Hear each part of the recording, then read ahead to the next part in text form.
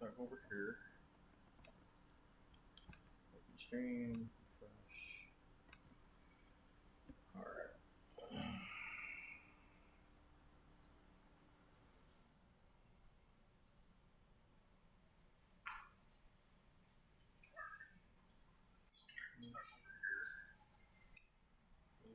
Share. Copy. And then Discord. And then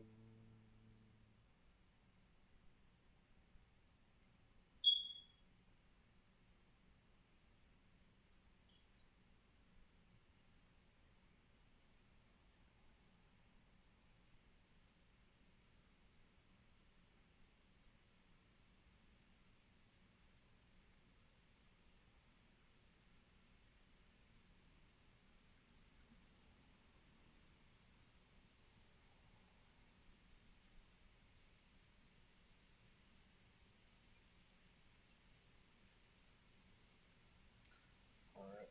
Oh, I forgot something real quick. Thirsty and dying. I'm thirsty. I'm so thirsty. Oh, I got juice. Juice will do to keep my down.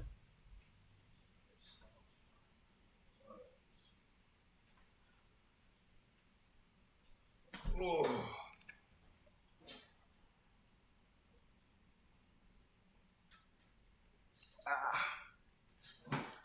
So thirsty. Because it's hot. It's so hot. So hot, it's killing me. Don't you understand? It's killing me. Where did it go?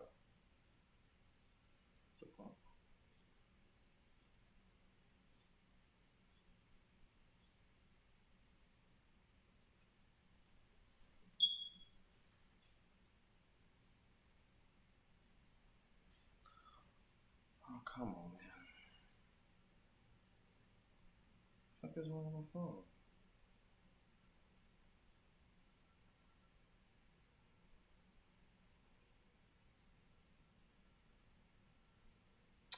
Man.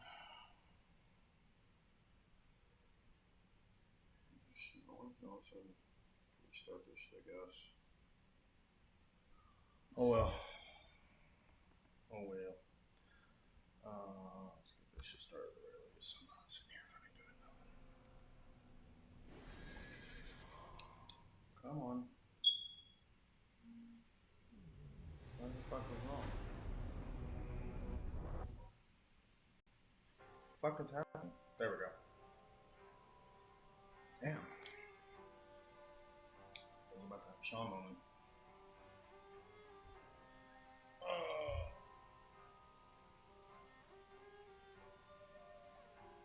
Alright, well, thanks whoever is in here to watch. I'm playing some Alice Madness Returns because this game is actually pretty cool for the most part. I really like the first one. The first American McGee's Alice was dope, but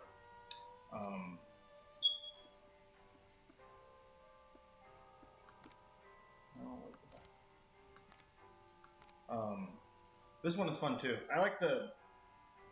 I wouldn't say I like necessarily this one a little better than the first one. This one is at least the gameplay is better in my opinion than this one, than the first one.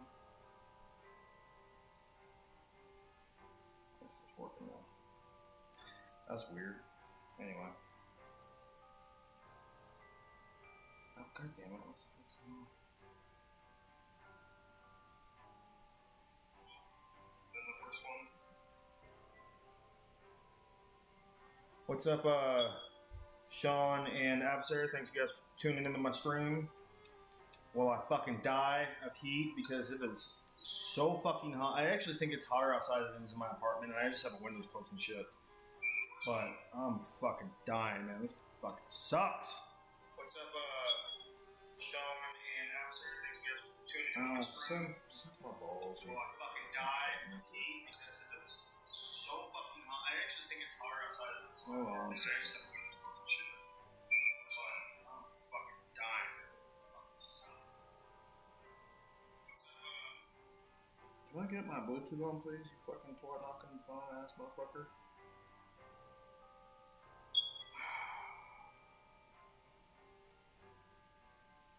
What the fuck is wrong with my phone all of a sudden? It's acting really bizarre.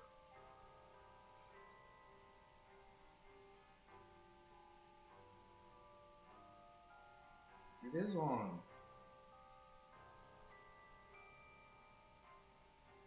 Damn, why is that so hard to do?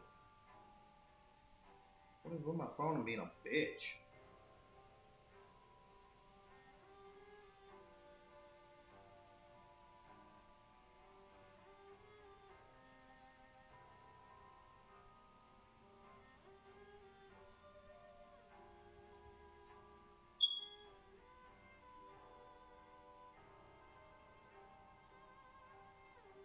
Alright, well, anyway. But yeah, I like this one a little better than the first one just because it plays a little better. I want to say the first American McGee's Alice has a little better of a storyline, but I could be. I guess it's personal experience to be honest, or personal experience to be honest. But yeah, it's fucking hot. Who the fuck wants to invert look? Fuck all that.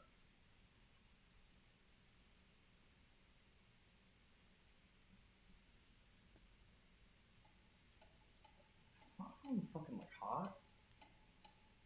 It's not like super hot. Oh no. But yeah, this game's cool. I like it. It's a fun game. It's not a super technically advanced game. Come now, Alice. It's only a dream. It's not a dream. It's a memory.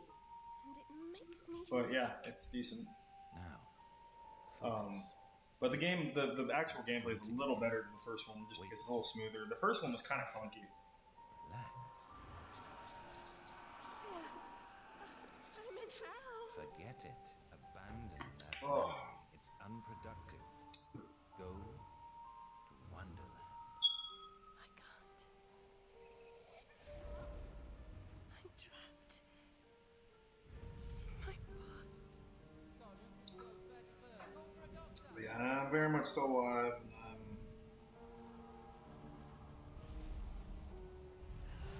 No, Alice. Discard that delusion. I'm very much still alive. Just sweating my balls off and dying every once in a while. You know how it is. You know how it is, boys. My If you're not cool enough to have a pool, then you cool enough to die in the sun. Your preference doesn't signify, girl. Now, That's what it is, though. where are you? I'm sailing with a friend. It's different somehow. This game is actually really fucked up for the story if you've ever played it. Like, it's... The first link in the chain of forgetting. What's happening? Are you mad? I'm not mad. Rabbit, That's not right. What's he doing? is something wrong? Something wrong? Reggae blood! Alice, let them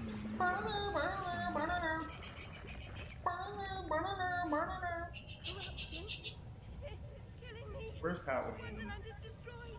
Pat, I'm raining blood. forget it. Pat, Block that. Pat, Wake at the sound. Pat. But yeah. Whoever's watching, thanks for tuning in. Appreciate you guys. My head's exploded and there's a Appreciate you guys. Yes, well, the cost. See how long it takes Derek to get his fucking ass streaming. Probably be streaming for the next 5 hours if I really want him to. Other things. I want to forget. Who would choose to be alone, imprisoned by their broken memories? I'll set you free, Alice. Memory is a curse more often than a blessing. So you've said many times. And It's really weird how some of my games play fine on stream and some of them won't even, like, you'll hear them, but they won't show up. I don't know why. This game plays well, though. Collect those pills from our high street chemist. very well, Doctor.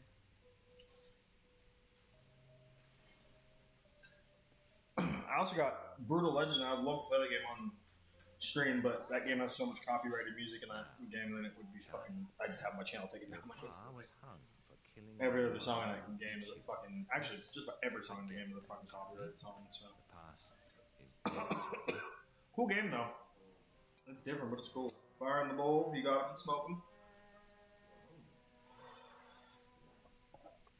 Fire the ball!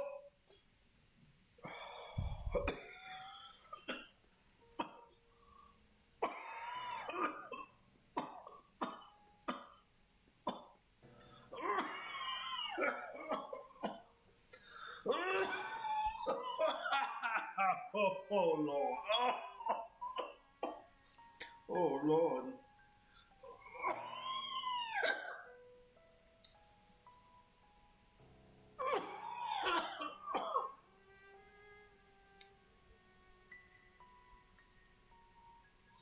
Yeah, adversary.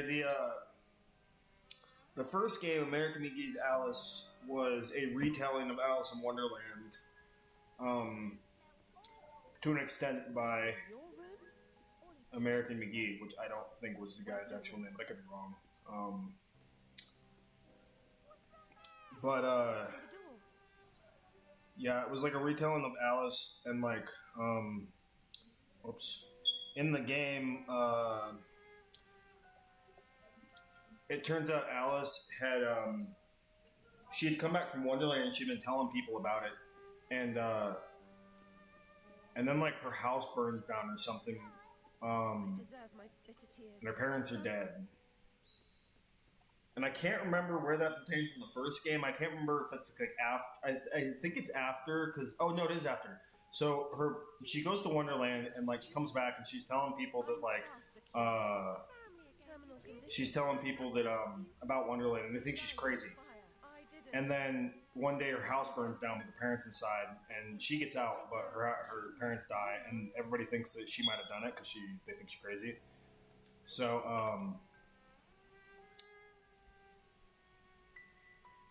yeah, she was consumed by fire. So in the first game, you play Alice in the mental institution, and then you kind of go in and out of Wonderland.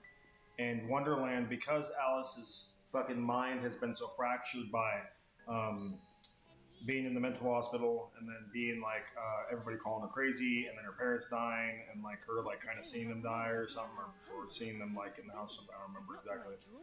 But basically, like, because they always say that Wonderland was linked to Alice's subconscious, in a lot of ways, that like she kind of almost created Wonderland in a weird way.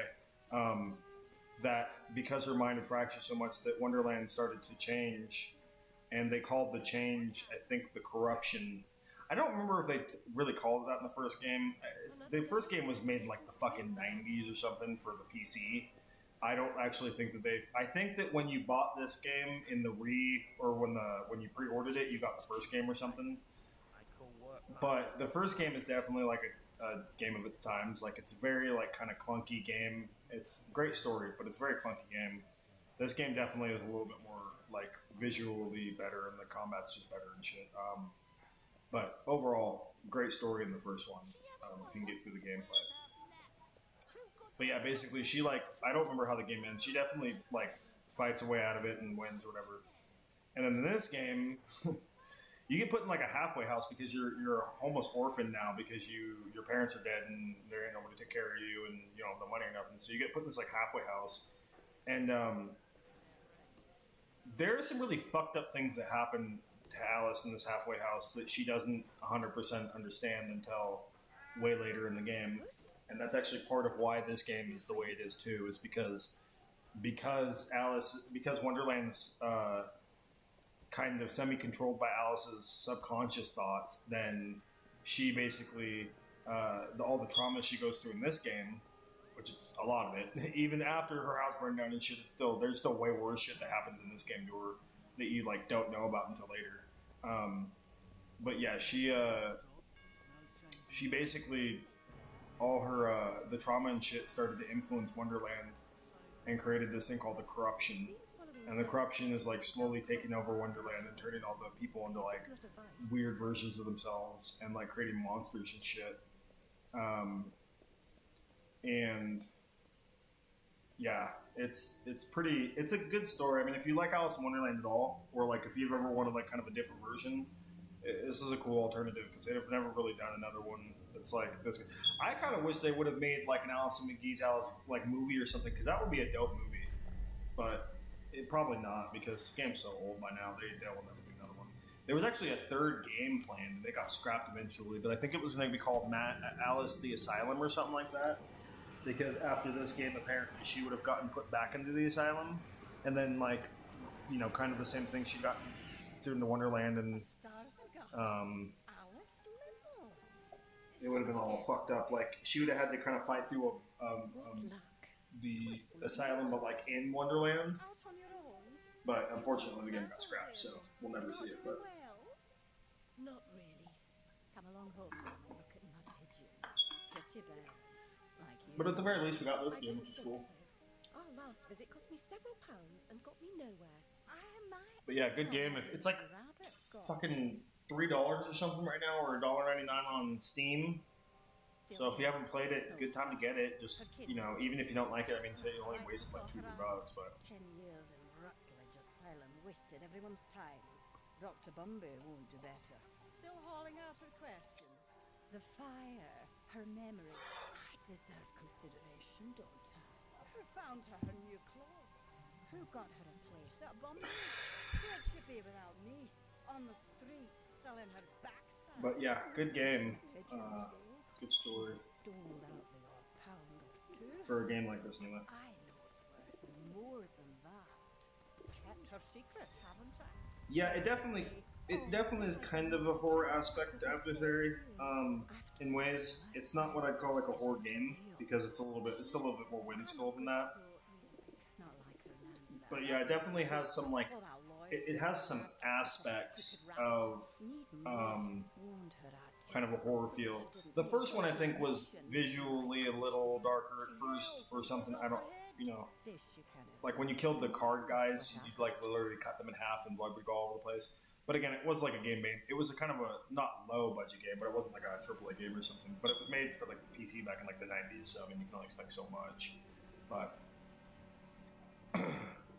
this one, like I said, much better visuals, obviously, because it was made. This game for the I think Xbox 360 and the PS3, if I remember correctly.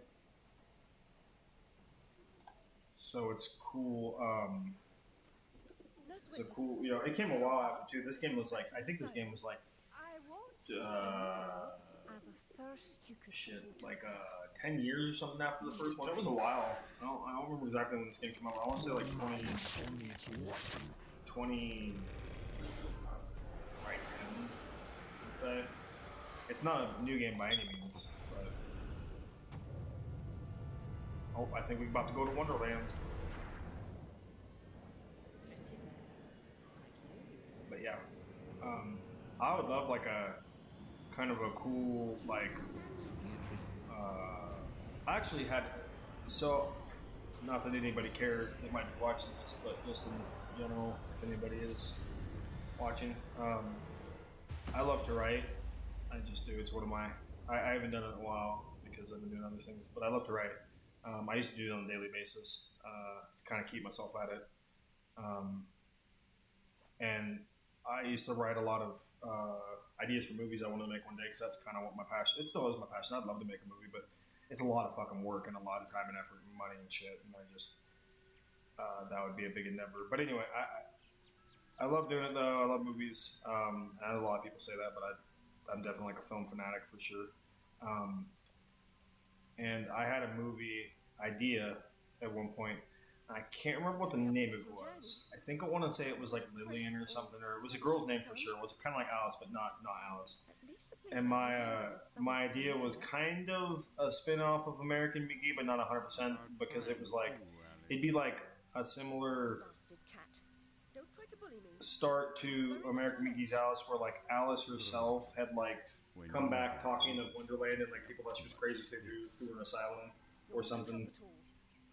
But the movie would actually be centered around her cousin, and her cousin would hear these stories that her, or like had been told these stories by Alice or whatever before she got put in the asylum, and then eventually because they are like of similar bloodline and shit, her cousin I guess would also have like I would make it like her family technically has like the power of like to enter Wonderland or something. I don't get that deep into it, but that's kind of where I was going with it, and. Basically, I would make it where her cousin finds out, like, starts seeing things that were being described that Alice was talking about when she was from Wonderland, basically, like characters and stuff. Maybe a little bit more twisted in their own way, but just in general, kind of like the same idea. And eventually, like, she would end up going to Wonderland, and then you'd find out that she also has the power of Wonderland, but because Wonderland is based on psychological aspects of oneself when they go in there, kind of like Silent Hill in a way, which it's weird to make that correlation, but Silent Hill and Wonderland kind of have a lot in common. But basically, it would have been like her cousin finding out that her like Alice wasn't crazy at all, that like Wonderland was real, and then similar to kind of American McGee's, where like there's a kind of a corruption going through Wonderland. I definitely would make like a part of the story about how like Wonderland is like changing in this weird way, and her cousin, because Alice can't, is like the person that stopped or something. But it definitely was going to have like more of a horror aspect to it in a lot of ways. The other thing, another one I wanted to do was like a horror aspect of The Wizard of Oz.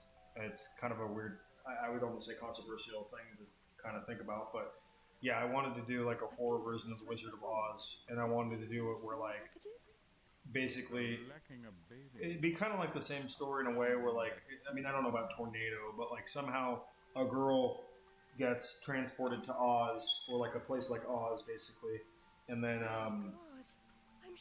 then she has to travel this path to get through this area for some reason, and then she meets like twisted versions of each character, and so maybe instead of like the Tin Man, it could be like a whole like a robot or something, like a murdering robot or something like that, or a robot that like has the taste for human flesh or something. I don't know. The Scarecrow could be like a voodoo controlled fucking like murderer inside of a body of a animal, or like a stuffed thing, like a scarecrow or something. And then like the lion could be like a werewolf or something, just like kind of the same archetypes, but like just different. But that one I didn't ever. That was like kind of a fleeting thought at one time in my life, so that was just a cool idea I had at one point. But definitely. A lot of ideas like that where like you take a story and then you kind of change it, and this is like in the story when she gets the shrinking potion. This is like the shrinking potion power, but you get to use it whatever the fuck you want. So I can make myself small anyway. I'm so small. Look at me. I'm small, kind of like real life. I'm very small. Why am I so small? Okay, what do I have to do? I have to go up here, I think, and I have to go through that little cute little thing right there. I'm so small. So small.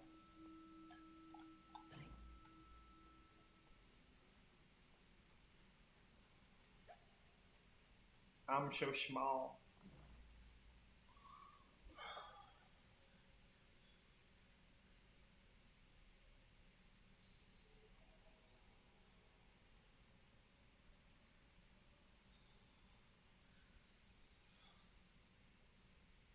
Huh. All right, Sean. Thanks. I don't know if you're still here, but thanks for hanging out. Even just a little bit, it all counts.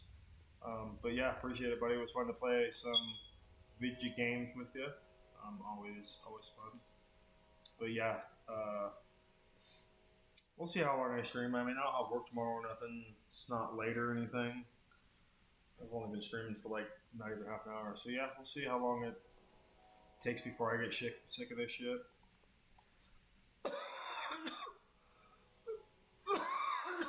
Excuse me. But yeah. Now, granted, taking the horror aspects of older movies and making them into horror movies is not necessarily what I'd call a new it's not a new like concept, obviously. So I'm not unique in that aspect, but I definitely would like to. It's fun to come up with new ideas for something that's already been done, but like in a different way. Kind of make it your own. Some people may call it stealing, but whatever. I mean, it happens all the fucking time. Plenty of movies out there that are just like fucking one another. but yeah, like I said, I like to write a lot, and I'm moderately good at it. I mean, it's hard because I haven't really had a whole lot of people read anything I've written, which is not necessarily a bad thing. It is just what it is. But I I want to say I'm probably at least a decent writer. I mean, I may not be like fucking Shakespeare or Stephen King or something, but I'm probably like good enough to the point where I can at least write a coherent story with some decent story driven elements and stuff like that. So I think I can do okay, and I can actually keep a story going and stuff like that. And so I've been writing for a while. Um, so again, I'm not like amazing, but I'm not probably like horrible B-list bullshit either. So I at least practice enough to be able to like say I can at least do it somewhat and do okay. Whee! Somebody went splat. River of blood. Vorpal blade is swift and keen, always ready for service.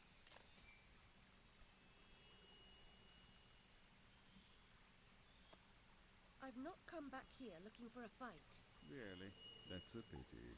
One's certainly looking for you.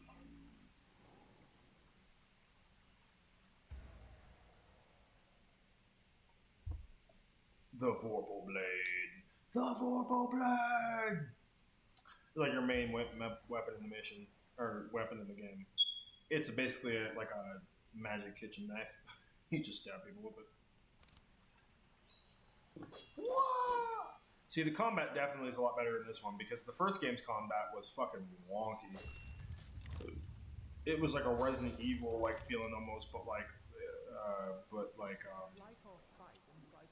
with combat or like one of the Silent Hills, like when they started kind of getting a little bit more combat, kind of how it felt, kind of like a Silent Hill game in a way. It wasn't a fixed camera; you could still move the camera. The camera was just not great, so it was one of those things where you kind of had to fight it a little bit.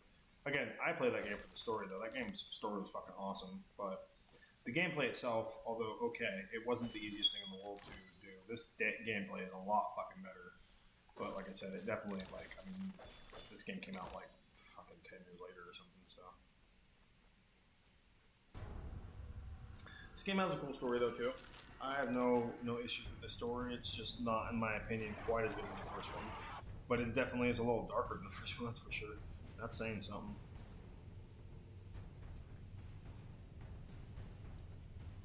That's what's up, adversary. Oh shit. I gotta fight these like doll things. Now, if I will give the one criticism to this game, they could have had a slightly better enemies. I can turn into butterflies. Whoosh. But yeah, they could have a slightly better enemy gallery in this one. It's like all like these oil monsters with baby masks a lot of the time. There are some cool ones, like the teapots are cool, but not all of them are like, I don't know. I just think they could have been a little better, but it is what it is.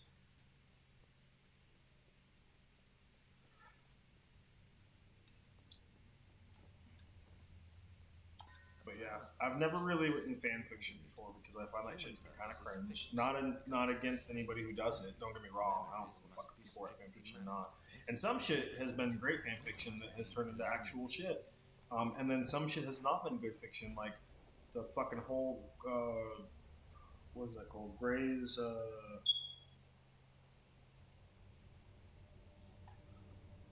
Grey's Anatomy. The fuck is the books with or the I mean those stupid movies out of something Grey something or something Grey. 50 Shades of Grey. So 50 Shades of Grey, if people don't know, the lady who wrote it, they started out as fan fiction for Twilight. And so the two characters are supposed to be basically Bella and Edward. I guess her husband was trying to be supportive and was like, "No, you can write, you're good." And then but told her to change the characters and make it like her own story basically. And then that basically kind of morphed into the 50 Shades of Grey books, and that's basically where they came from. They were Twilight fan fiction. No, I think they're written awful. I think that the Grey's fucking or the 50 Shades of Grey books sound like they were written by a fucking retarded like 5th grader. But that's just me. I mean, if you like them, cool. I don't give a fuck. Like, I'm glad you like books, and at least you read or listen to something on tape or whatever you do. But I think those books are written like ass. And don't get me wrong, I tried to read the first one for some odd reason. Somebody I knew had it, and I just was like, I tried to read the first couple chapters, and good God. I also think the Twilight books were written kind of like shit too, but that's just me. I mean, I guess maybe they probably got a little better in the future, like as the stories went on. But I tried. I remember when the first two, I think it was the first 2 movies that came out, because my roommate was like super into fucking Twilight. He's not the kind of person you'd ever think would care about fucking Twilight, but apparently the girl that he was dating at the time was like super into it, so he got super into it for some reason.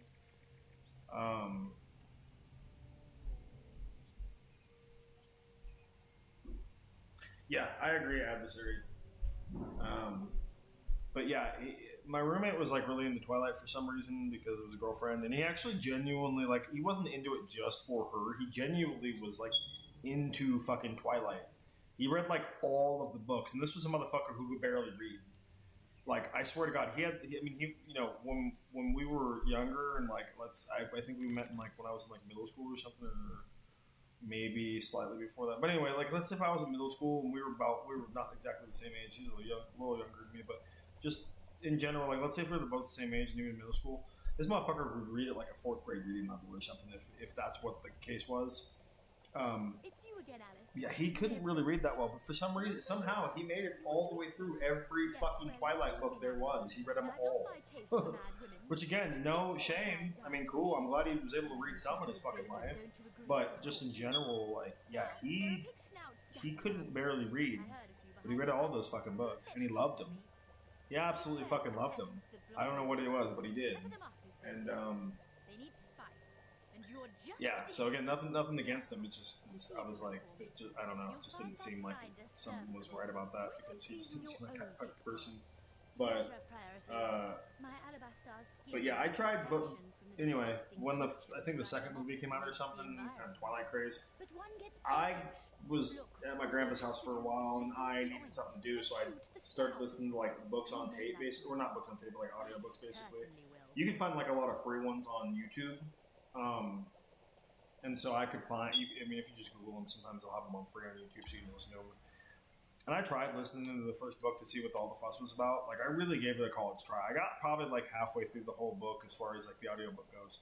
And that book kind of made me want to kill myself. Like, it's not very well written, in my opinion. And granted, like I said, they probably got better later on in life, or later on with the books and everything. So I don't know, no shame on the books or anybody who wrote them. I'm not saying that they shouldn't have never been made. I don't give a fuck. But I'm saying my own personal opinion.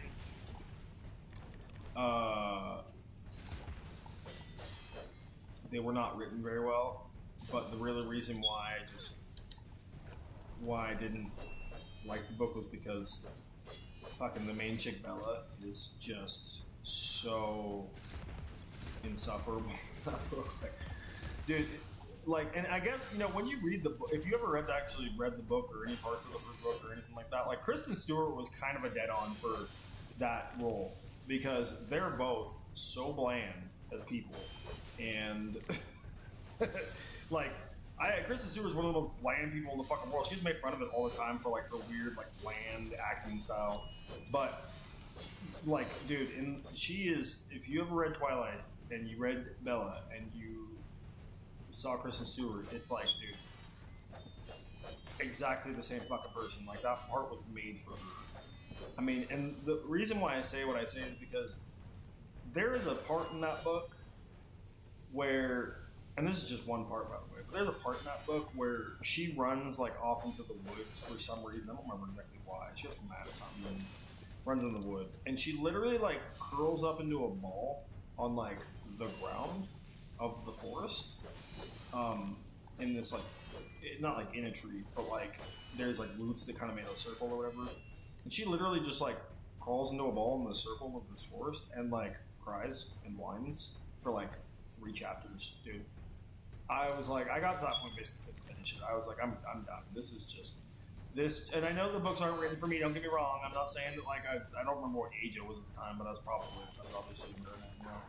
So let's say in my late 20s. But it's like, yes, I know that Twilight's not written for men in their late 20s. At least it shouldn't have been. So I get that, but at the same time, good God, like, and again, maybe they got better along the way. I don't know. What's up, Pat? Thanks for stopping by. Appreciate it, buddy. Sorry, I'm not playing Wheel of Fortune, but hopefully your boo thing, Derek, can play it later.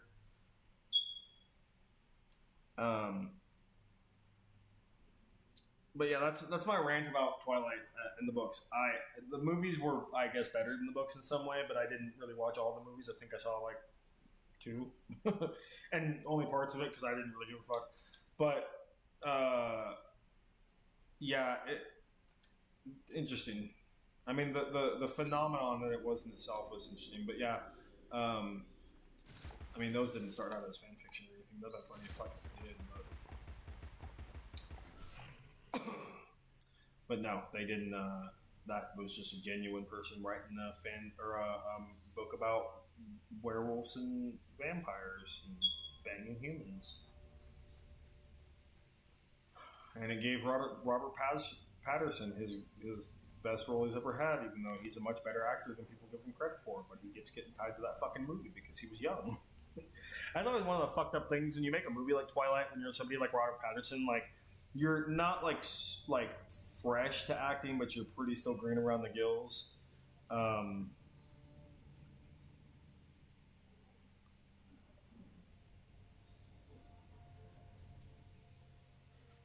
sorry, Pat. Derek definitely doesn't play nothing except for fucking what's it called? Mario Kart. It was fine. Don't get me wrong, Mario Kart's cool. But I probably haven't played one since 8, and I never owned a Switch, so I just played it at a friend's house. But yeah, Robert Patterson is a lot better of an actor that people give him credit for. Unfortunately, he gets tied to those Twilight movies, and it kind of hampers him a little bit. But if you've ever seen a movie with him out that's not Twilight, he's pretty good. He was a decent Batman adversary. He definitely wasn't my favorite Batman, but he was not the worst Batman ever made. He was a good Batman. He was not a good Bruce Wayne. But at the same time, I know that they were kind of going for like kind of a different Bruce Wayne anyway and all that kind of stuff. But yeah, I mean, he's not my favorite Batman, but he's not my least favorite Batman. He's cool. And I know that, like, obviously in this kind of universe for the Batman, he was supposed to be a lot younger. Kind of like Batman Year One type of thing. So it was cool. I enjoyed the movie, don't get me wrong. Honestly, the part that I didn't like too much was the guy that got to play the Riddler. And don't get me wrong, like, it's not... He wasn't playing necessarily a bad Riddler. I just don't like that guy. He was in, what's the name of it? Let There Be Blood or whatever. The oil movie. He just pissed me off in that movie. I know he was supposed to as a character, but his acting just kind of pisses me off. I don't know. The whole thing just... I don't know how to say it. I don't know how to explain it. I don't like that dude as far as him and his acting ways. And the movie was good. Robert Pattinson was good. Colin Farrell was great. Obviously good enough to get his own fucking show out of that whole thing.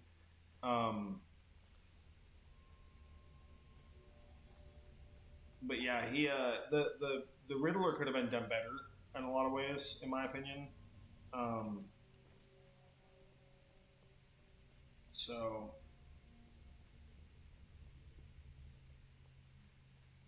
what am I supposed to do?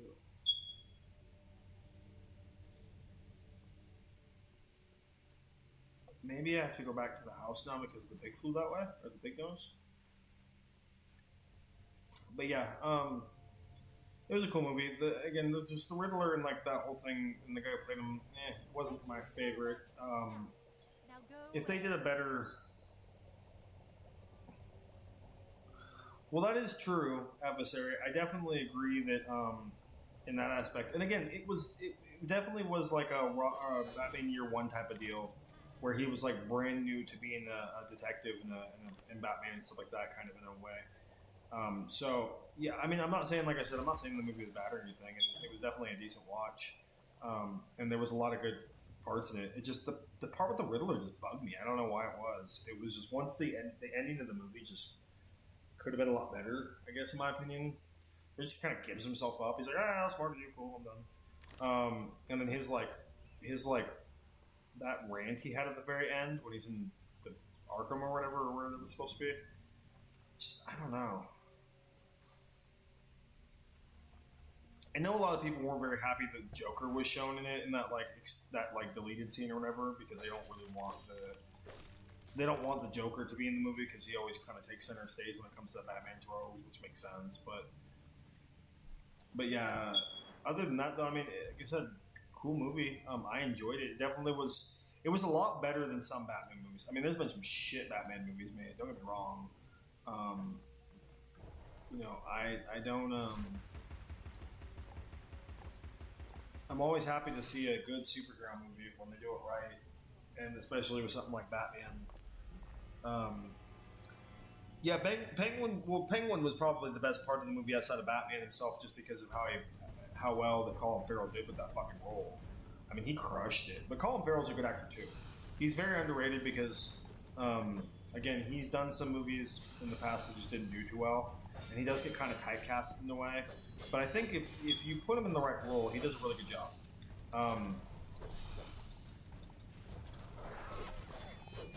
But yeah, he's definitely he's got a lot better acting dynamics than people give him credit for, I think. But unfortunately, he used to be kind of a drinker and got into some fights and stuff, and he made some not great movies. And I don't know. I guess it's just he's coming back into it, but he got into a slump here for a little while. Yeah, the movie was kind of too long. I will give you that much too, Adversary. Movie definitely needed to be a little shorter. The part with like him flooding Gotham was kind of cool, because the rumors that I'd heard was the next thing they wanted to do, as far as like the Batman 2, if they got it made, they wanted to do Mr. Freeze, or the guy who directed it, I can't remember his name. But he said if he ever did another movie, he wanted to do the next movie with Mr. Freeze as the bad guy. But he wanted to do it in like a realistic way, because that's what his like goal was with the Batman. He wanted to do Batman, but like if Batman existed in kind of real life in a way. So that's why everything is like kind of really dark and pretty and like not super crazy. So he said his whole point of doing the movie was he wanted to make a realistic Batman movie, because he felt like it had never really been done before. I mean, I guess you could say Batman Begins, but still, I don't know. I guess that's debatable. But yeah, he really wanted to do that, and so then he said if he ever did a sequel, he wanted to make Mr. Freeze the bad guy, because he wants to find like a realistic way to do Mr. Freeze. And I was like, well, because they flooded half the city or whatever in the end of the movie, and I'm assuming that's gonna like hopefully stick in the next one, then that would be a cool segue for Mr. Freeze to come in, because he uses ice obviously, and if the fucking place is like half underwater, that would be a cool element to it. He also feigned kind of interested. He wanted to do Poison Ivy at some point, although he was having a little bit of a hard time coming up with that one. But I think Mr. Freeze would be cool. I mean, they haven't really done Mr. Freeze in a movie since Schumacher's Batman? Was it Batman and Robin, I think it was? And we all know how that one was, so. But yeah, Mr. Freeze would be cool if they figured out a way to do him where he wasn't like, using crystals and shit and diamonds to fucking power and shit, if they more like kind of a more realistic version of it. So yeah, I'd be down with that. And they are making a sequel. They haven't really announced much about it, but I think that they're pretty much like working on it as we speak. Makes sense. I mean, the first one did pretty well, I think, if I remember correctly. But yeah, so we'll see. But yeah, like I said, first one had its faults, but it was definitely a lot better of a Batman than some Batman movies that have been made. So it kind of depends personal opinion, I guess, as far as what people like about Batman and what they want to see in a Batman movie. But I enjoyed it. No, I don't have any streaming services. I don't have any streaming services like that. The only thing I really pay for is YouTube because I don't like the ads, and I watch a lot of stuff on YouTube. So I don't really pay for like Max or anything like that. I think I have a. What do you call it? I think I have a subscription to. Oh, there it is. I was wondering where that last fucking fly trap thing was. The only one I have a subscription through my internet for, I think, fucking, I want to say Paramount or something like that, or Peacock or something like that. I think it might be. I haven't activated this. I could, but I just don't keep up with streaming stuff that much anymore. It's like there's just always so much shit to watch, and what you watch is just done.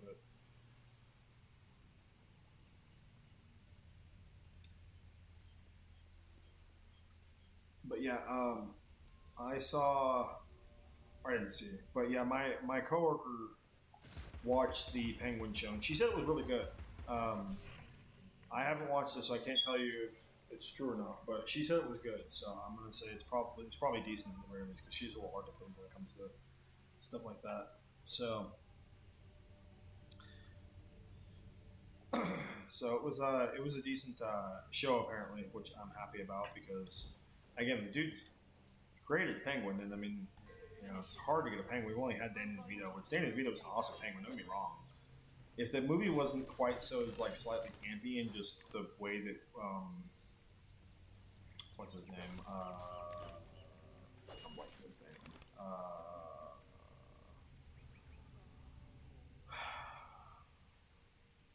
God, I shouldn't like.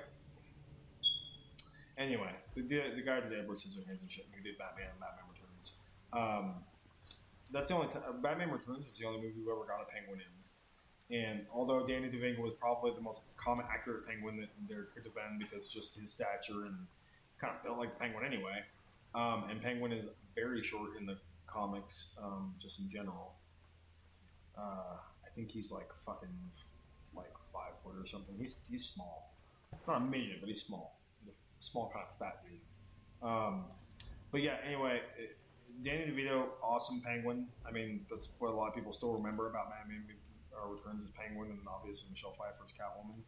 She wasn't the greatest Catwoman, but she was a good Catwoman. I mean, definitely better than Zoe Kravitz, in my opinion, but people are Zoe Kravitz whores, so.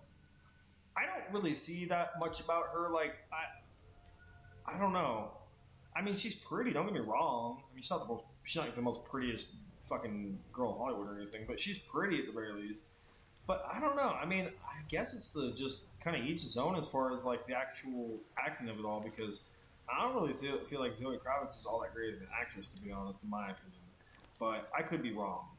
I feel she's kind of a nepo baby, to be honest, because of her dad. But I mean, granted, her dad only did like one movie, but still, she's not my favorite. I mean, in a granted, I wasn't even really a big fan of Anne Hathaway. In Batman, Tim Burton, that's where you go.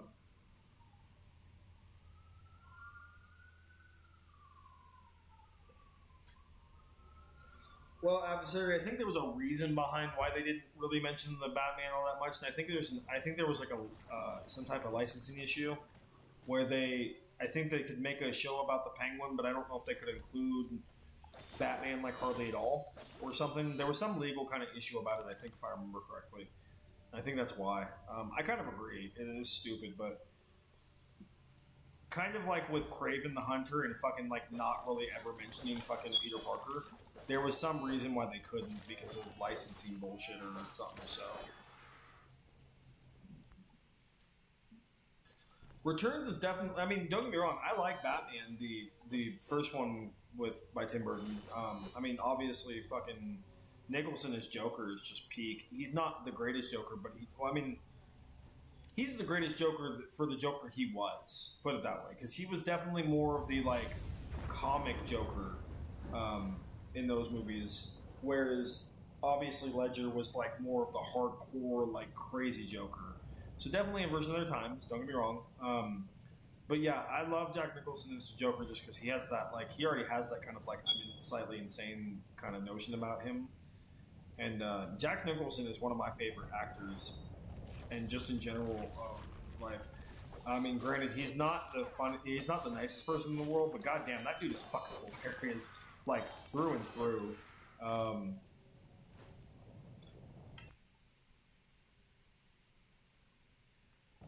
But yeah, I would say I would say Jack Nicholson and Heath Ledger are probably the two best Jokers ever. Obviously, it's not a long list either, so obviously it's not hard to be the best Joker. Because I mean, when you have like Jared Leto as one of your companions and fucking and what was the other one? Well, Joaquin Phoenix was a good Joker, but I don't know if you can really. I guess you could technically tie that in, even though it wasn't officially a Batman movie. But so Joaquin Phoenix, I guess if you had to put it in a way, they were the three Jokers because I don't know if you've ever read the comics, but in the one point in the comics when Batman became the God of Knowledge after he got the Mobius chair, that's a whole fucking story. So if you want to know, let me know. But yeah, he got this thing called the Mobius chair, which basically stored like all knowledge of everything, everywhere, ever. I like think both future, like past and future knowledge, or something like that. But anyway, when that happened, when Batman became the God of Knowledge, one of the first things he did was he used the chair to find the identity of the Joker.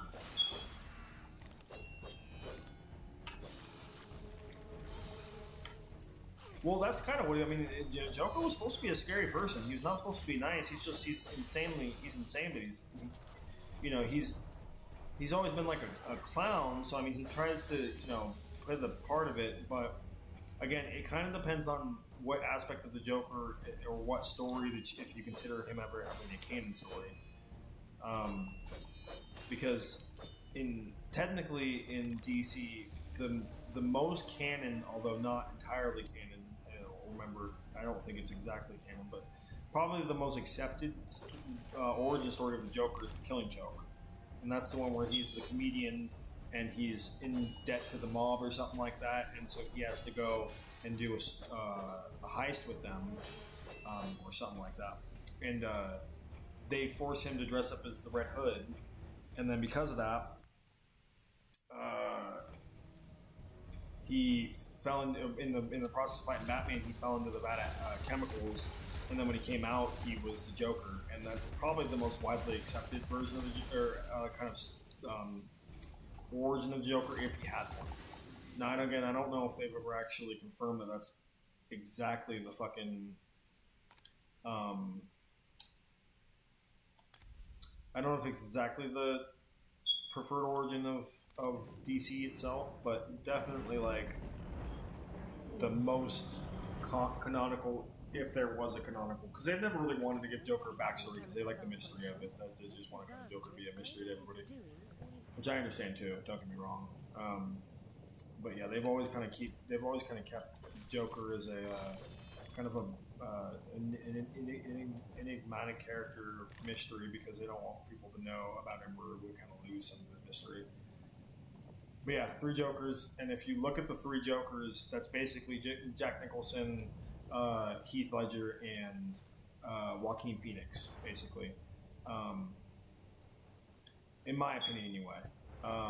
I wouldn't consider Jared Leto part of that at all, but I guess if you had to consider him, he might be like the fourth, like kind of real, like manic, fucking stupid Joker, but whatever. Anyway. So that's the theory that's been on the table for a long time, was that they were the three, because of the story now I'm kind of confirming it, they were the three Jokers. But back to my original point was that a lot of people think that a lot of people didn't want Joker to be in the new Batman movie at all because they feel like once he's in the movie, it kind of takes away from everybody else. And because Batman has such a diverse rogue gallery of bad guys to fight, people get kind of sick and stuck with the Joker all the time. And don't get me wrong, I kind of understand what they mean to a point. The Joker is kind of overplayed in a lot of ways, but he's still, I mean, that's just because he's a Joker. I mean, he's probably one of the greatest, if not the greatest, comic book villain I've ever written, depending on how you look at it, at least in my opinion. So.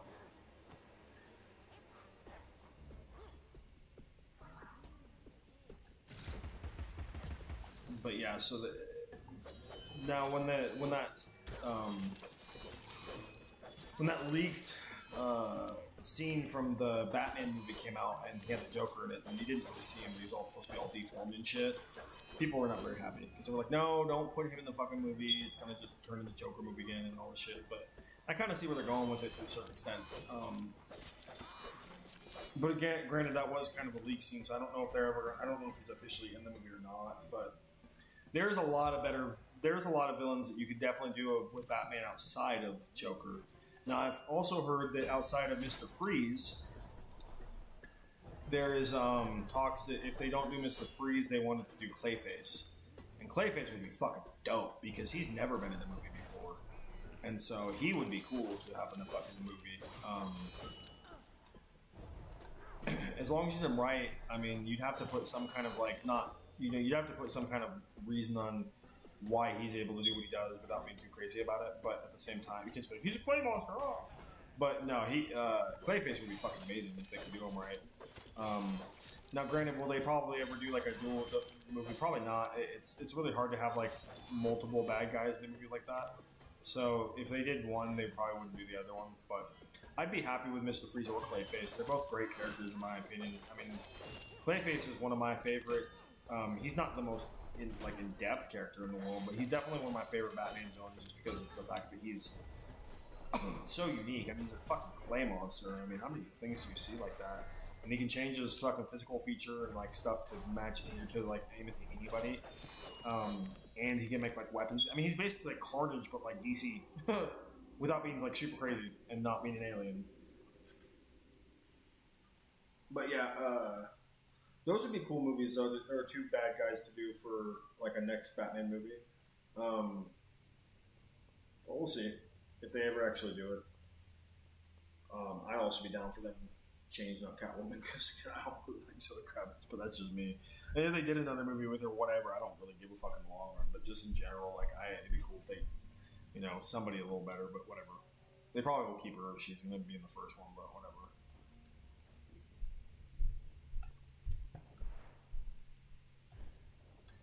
But yeah,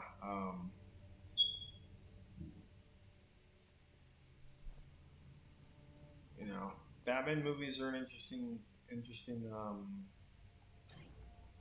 that's the wrong thing.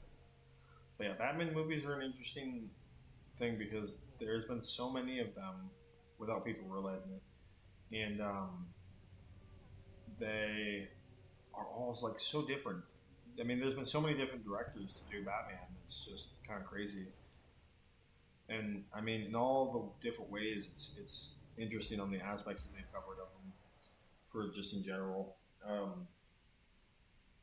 you could kind of say that about Spider-Man too, because obviously they've made a shit ton of Spider-Man movies.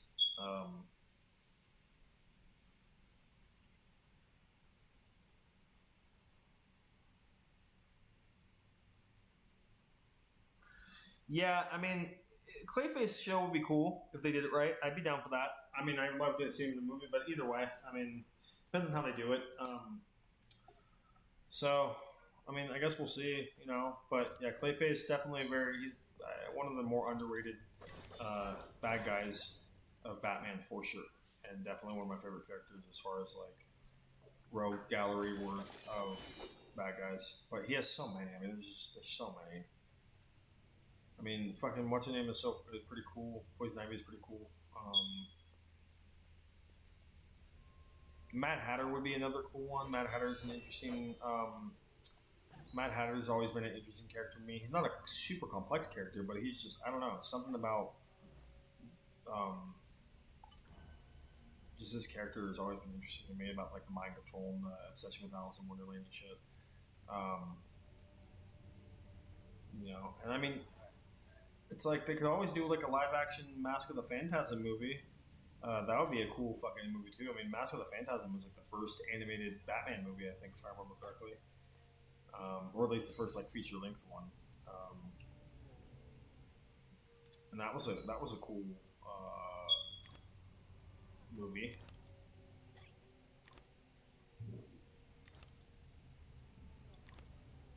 They probably never will, but that'd be a cool movie. Actually, honestly, what they really need to do, quit fucking around and tiddling their buttholes and pinching their little peepees. They need to. What they really need to do is they really need to make a fucking Batman Beyond movie, or like a live action Batman Beyond like show or something. I'd say movie because shows always kind of look like a shit when it comes to Batman. But yeah, they need to make a live action Batman Beyond movie. That would be fucking dope. And the fucked up thing is, I think that it was actually in the works at some point, or like they were trying to kind of concept it out. But that would be a fucking cool movie because Batman Beyond is like, I think that's probably, if I had to say it honestly, hot take incoming. But Batman Beyond is probably my favorite version of Batman for the most part, as far as like show or movie or stuff like that. Like, I mean, I guess animated show, really hard between the original, like Batman, the animated series, and Batman Beyond. That's like they probably tie in my opinion for different reasons. Because Batman the animated series was just like the most peak Batman show fucking ever. I mean, obviously opinionated in my opinion, but that just in my opinion is probably the best Batman show that ever will be, never has been made. But Batman Beyond was a solid fucking show too. I'm actually really pissed that they canceled it after I think it only made it like 3 seasons, which sucks because I don't remember why exactly it got canceled. But that was a fucking dope show. Like I said, that was probably my favorite Batman animated show outside of Batman the animated series.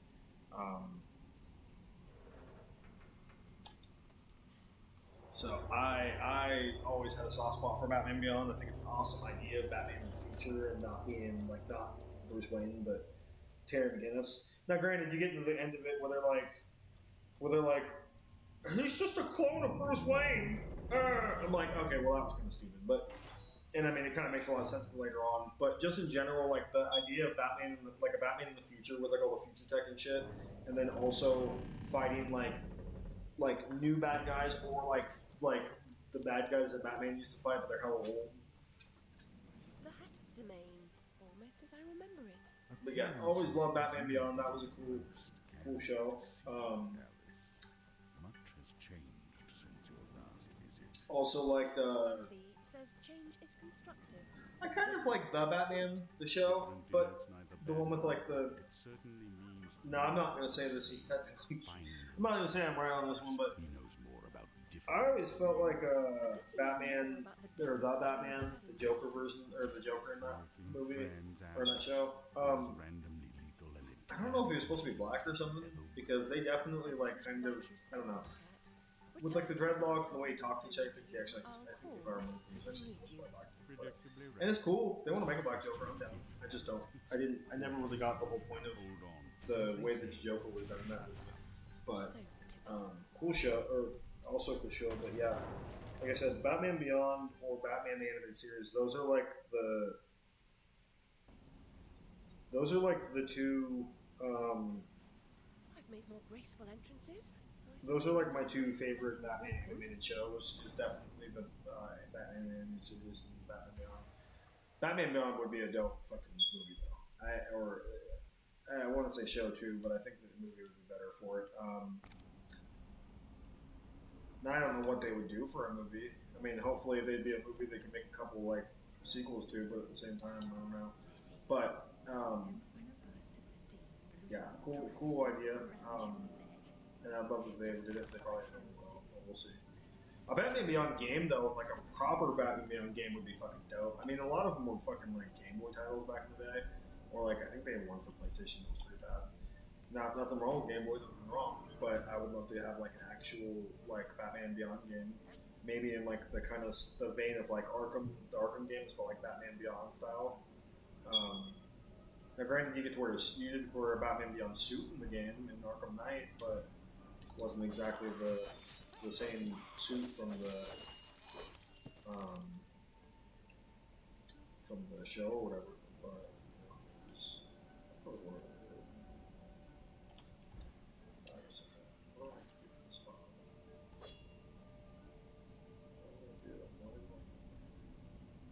What's over here? Oh, but anyway, yeah.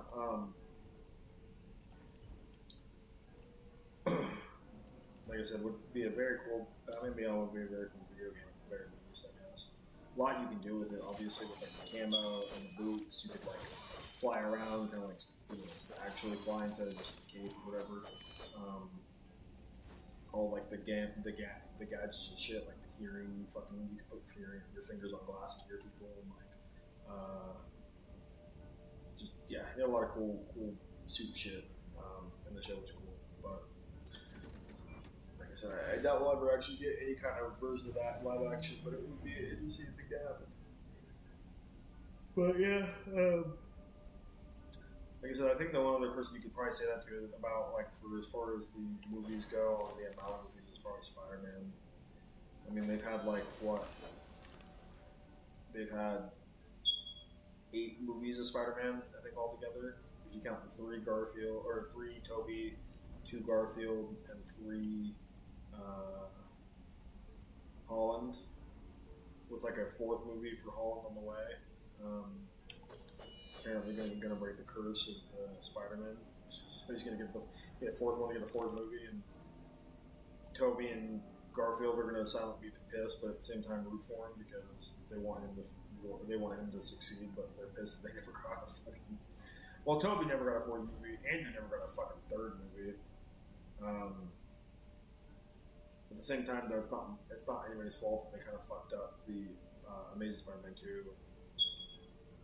But you know, it is what it is. It's like, did nobody actually see the Spider-Man 3 from Tobey Spider-Man 3? Because like, if you did, why did you do the same shit with Amazing Spider-Man 2? Like, too many bad guys, too much fucking side shit going on. You just need to keep it one singular bad guy, one Spider-Man dude, and one major, well, not one major issue, but, you know, just in general, like, you need to keep it simple with Spider-Man. You don't need 9 fucking bad guys in the movie. You don't need, like, unless you're making a Sinister Six movie, which is acceptable, you don't need that many fucking Spider-Man in doing anything in Spider-Man, or that many bad guys in the Spider-Man movie. I mean, granted, Spider-Man 3 was the worst of it because you had fucking Venom, you had Sandman, and you had fucking, what's his name? You had Henry Osborn, played by sexual assaulter Supreme James Franco, who likes to take advantage of women, apparently, from what I've heard. So yeah, those are the 3 ones. Those were the 3 bad guys in that movie. You don't need 3 bad guys in the movie. I'm sorry, just too much. Like, there's no way to like, where am I fucking going? There's no proper way to like do a good story with that many fucking bad guy characters. It just doesn't work. But again, like I said, the only way you could really do it, honestly, is if you did a Sinister Six movie, because they were a team of bad guys that came together and formed a team to take down Spider-Man. And that could work, because Sinister Six has always been kind of a cool concept, where they tried to just kind of overpower Spider-Man in a lot of ways. And they did that. They kind of did it. Well, they pretty much did it in the Insomniac game. So I mean, it's not like out of pocket that if they ever do a Spider-Man Sinister Six movie, that would be cool. But it would be hard because, again, doing that many bad guys in one movie is a little difficult. But you know, I'd still be down to see it if they ever made it. But it is what it is. They probably never will. But I think there was obviously there was rumors about it with the Garfield movie, because at the end of the movie, when Dr. Octopus was walking through the who I think was I'm pretty sure it was Dr. Octopus in the Spider-Man movie that was.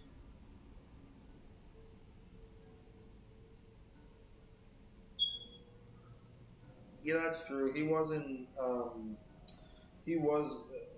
the Marvel movies. So I mean, yeah, he's been Spider-Man more than any other Spider-Man. Don't get me wrong. That dude definitely landed like a thing of a lifetime when he fucking when he got that fucking role. So I mean, good for him though. I mean, I don't dislike Holland as Spider-Man. I think he's definitely an interesting version of Spider-Man. It's unfortunate that most of the other stuff that I've seen him in has not been good. I've seen him in other movies, obviously, and Tom Holland is a kind of a hard guy to watch in certain movies because he just I don't know what it is and this is not his fault, by the way, but Uncharted, like, I still don't know what they were smoking when they decided to do it the way they did, because everybody thought that Mark Wahlberg was going to be Nathan Drake, which, again, not my first choice, but at the same time, it kind of made sense in a way. And they thought that there was going to be an older guy that was going to play Sully, and if you've never played any of the Uncharted games, I apologize because you probably have no clue what I'm talking about, but the main guy in the Uncharted games is called Nathan Drake, and then his partner is named Sully. And Sully is like an older gentleman. I think he's like in his 60s or something like that, or 50 or 60 or something. And so when they announced the movie, and they said that Mark Wahlberg was going to be attached, so everybody thought he was going to be he was going to be Nathan Drake, because it kind of made sense in a weird way. Again, not my first choice, but just in general, that's what they were claiming that was going to happen. And then I actually watched the interview that Mark Wahlberg did when he was talking about the movie, because he was like, he thought the same thing. He thought that he was going to be, he thought he was going to be Nathan Drake, and so he had been like prepping himself to be Nathan Drake because he thought that's what they were going to do, and so like they hadn't told him what role he would play. He just assumed that if he got the role, he was going to be playing Nathan Drake. And so when they told him and announced that he got the role, they brought him into a meeting with the studio heads and everything. And at the time, and I can't remember if he did another movie or something right before that one, or if there was some reason for it, but he had grown a mustache.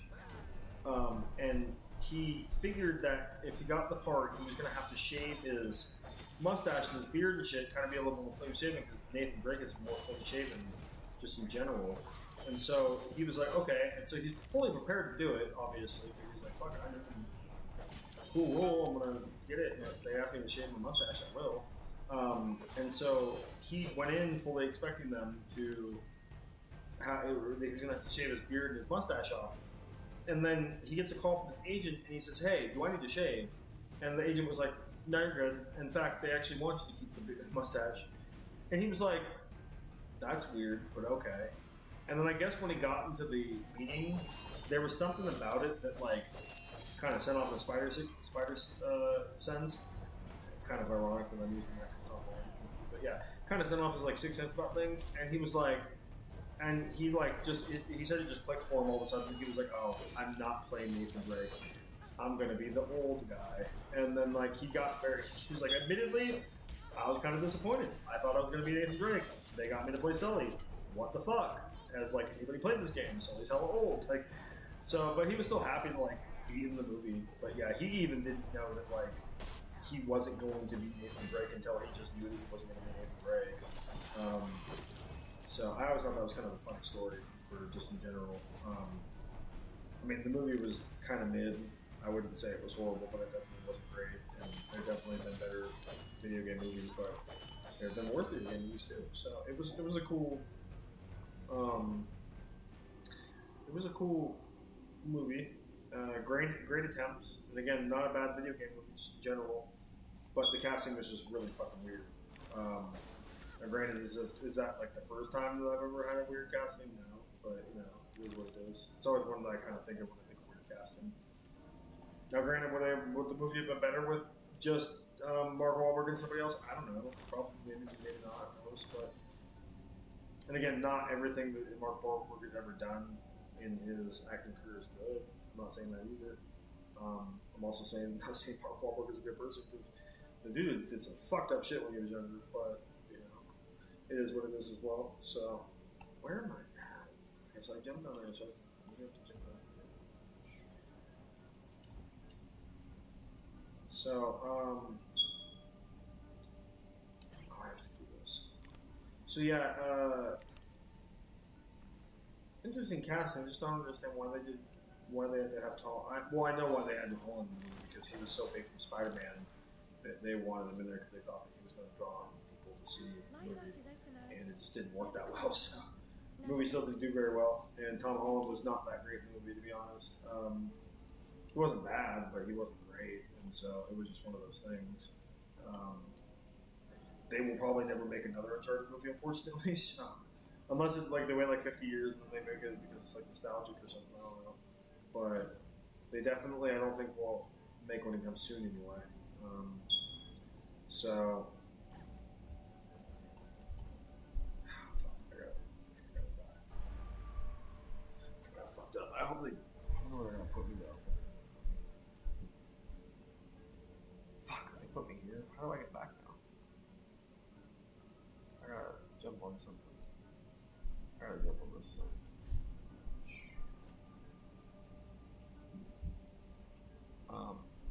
But yeah, so again, not a horrible video game movie, just not the greatest one in the world, but I just question a lot of the decisions they made in that movie.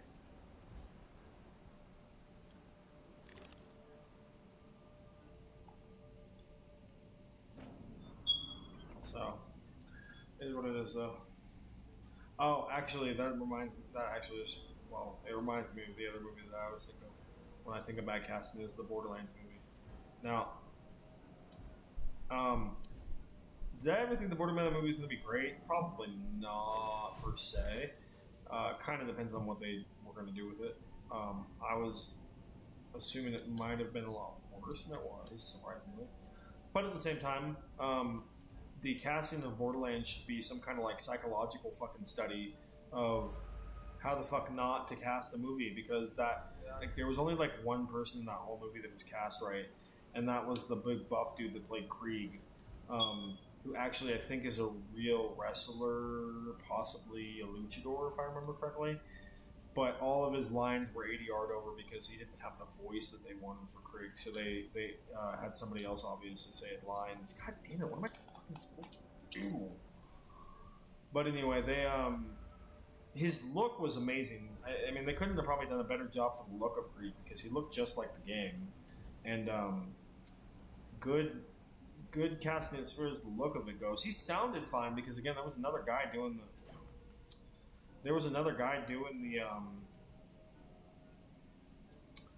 the voice for him or whatever, so that worked. Why is it two now?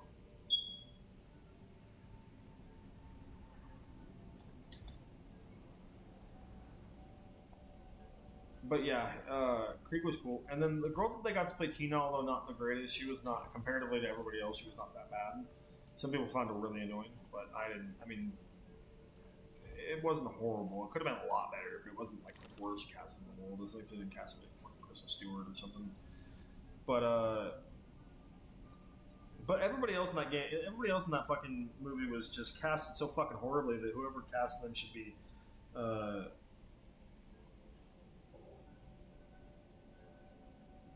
Yeah, it was. Kate Beckinsale is fucking, or not Kate Beckinsale. Whatever her name is that played Lilith. She was awful. Not a bad actress. Just she was just not. That you don't need a 50-year-old fucking Lilith. And yeah, just that was awful.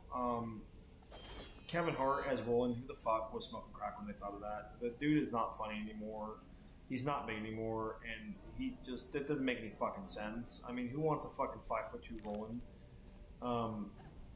So I will say though, the one part of that movie that actually was kind of a surprise, which is ironic because of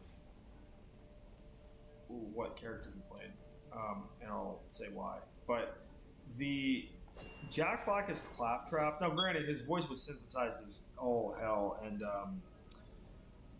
but the general like voice that he had and like his lines and mannerism for Claptrap were actually pretty good. I won't lie. Granted, like I said, his voice was synthesized to hell and back because they had to make him sound like Claptrap, and that kind of would have to happen anyway. But overall, Jack Black as Claptrap, not that bad. Again, if I had to like give anybody props in that movie, he was probably the one person that I guess did a pretty decent job, even though he was just a voice actor. So, again, not anybody's fault in the casting. You just don't know what the fuck they were thinking of when they did cast that movie. But yeah, Jack Black's Jack Pop was pretty good, at least for the most part. And I mean, that just goes to show you something about the movie. Because Claptrap's not like... Now, granted, it is kind of a joke of how badly Claptrap was hated in the game, but he's not like... I mean, he's probably beloved somewhat by the fandom, but at the same time, I don't know that much, so... I mean, Claptrap, cool character. Don't know how much people actually like him in real life, or in actually in the game or whatever, but still, could have been, you know, a lot worse with the casting of Claptrap. So I give them credit on that much. They at least did that right. At the very, very, very least, they at least got Claptrap for the most part right, as far as the voice and how he sounded and everything. So, and again, they could have probably done worse on the character, or the chick that they played, Tina.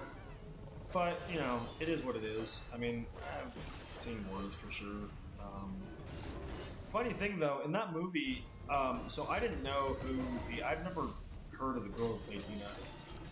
Turns out she is like super, super Latina. She's like way like Spanish, right? But the funny thing is, when you look at her pictures, she is like, I would say a good bit darker than in general. And then you go and look back at the movie, and they must have put so much makeup on that poor girl to make her look white. Because if you ever actually looked at her pictures and then looked at her comparatively as she was Tina, dude, they whitewashed the shit out of that whole girl. And that kind of made me like, why was that like a thing they had to do? They couldn't have find like a regular ass ADD looking white girl to play Tina, because it's basically what Tina is. I mean, she's not ADD, she's more like mentally unstable, but just in general, like they could have found an actual like crazy little white girl to play Tina, and they had to pull some not poor, but they had to like.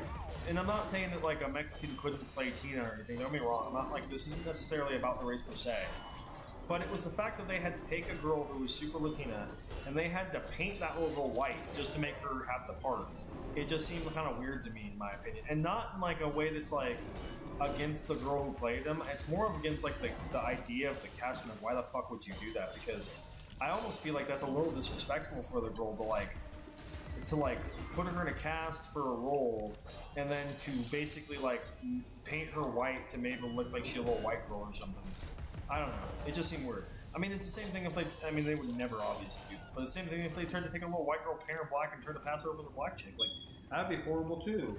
So, you know, it's just one of those things where it's like, I don't understand. The cast in that movie just didn't make any sense. Whoever casted that movie should be fired and never allowed to cast it for anything again, ever in the history of mankind. He's obsessed with... Wrap yourself off, girl. The hatter shouldn't see you at your best after all.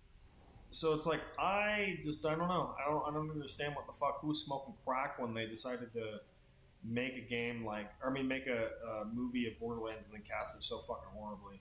But, you know, it is what it is. I mean, I didn't make the movie, obviously, so I don't have to worry about it. But, for some reason, dude, they did some shit. Now, the rest of the movie, I mean, wasn't great either. Don't get me wrong. The writers of that movie need to be fired, too, and probably shot, because whoever wrote that movie, played 10 minutes of Borderlands and was like, I know about this game now, everything. Oh my gosh, I know all the lore and everything of how it should be. When they didn't know shit. I hate to say it, I'm not trying to gatekeep or anything, but they didn't really get they didn't really get like the concept of that movie at all. So yeah, it's very sad, because even though I knew the movie was going to be amazing, I was hoping for a little better, at least just slightly better, and that movie was just not good. So many different reasons. I mean, now, don't get me wrong, Borderlands was not the worst movie I've ever seen, but not even the worst video game movie I ever seen. And I don't know who the fuck decided to say that when they were, when the movie came out, because a lot of people were like, this is the worst video game movie ever. I'm like, dude, have you seen anything that Uwe Boll has ever done in his whole life? that man makes a mission to destroy video games in every way that he possibly can. I mean, if you've ever seen like the House of the Dead movie, or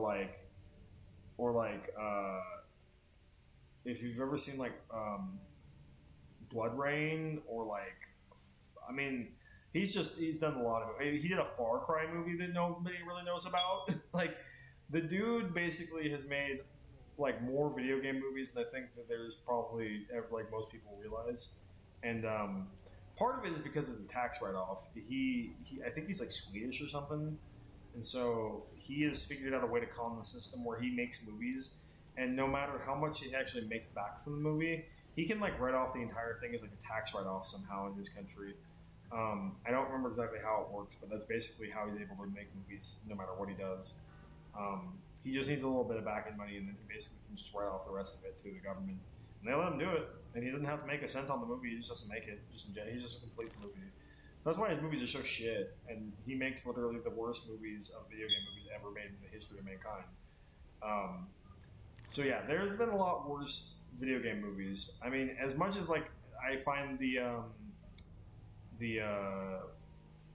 original Super Mario Brothers kind of endearing, because it's just one of those. It's just such a crazy movie that I'm like, I've always liked it. I know it's not a good movie, but I've always had kind of a soft spot for that one in my heart, because it's just such a crazy fucking movie.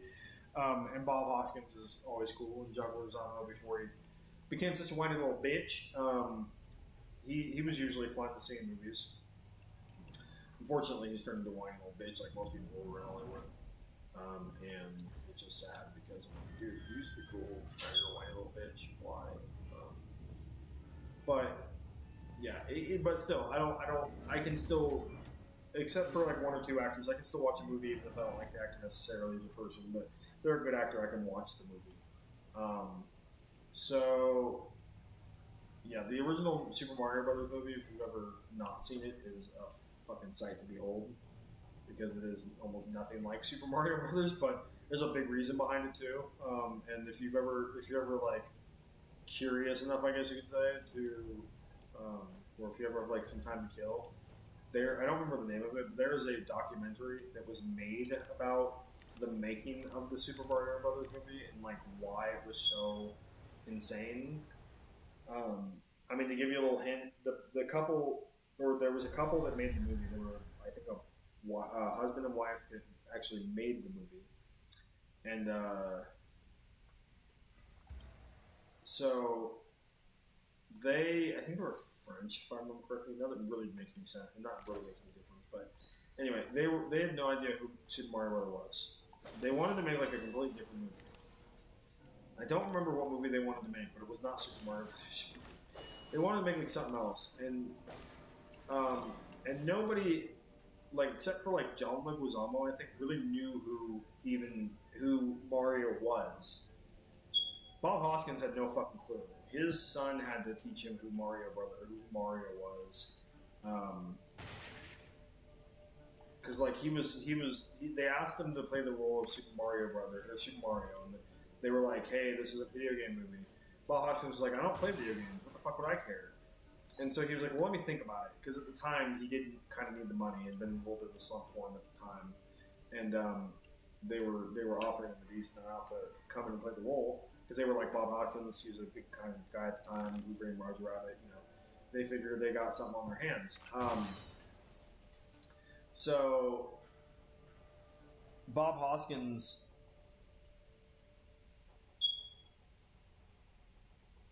kind of, yeah.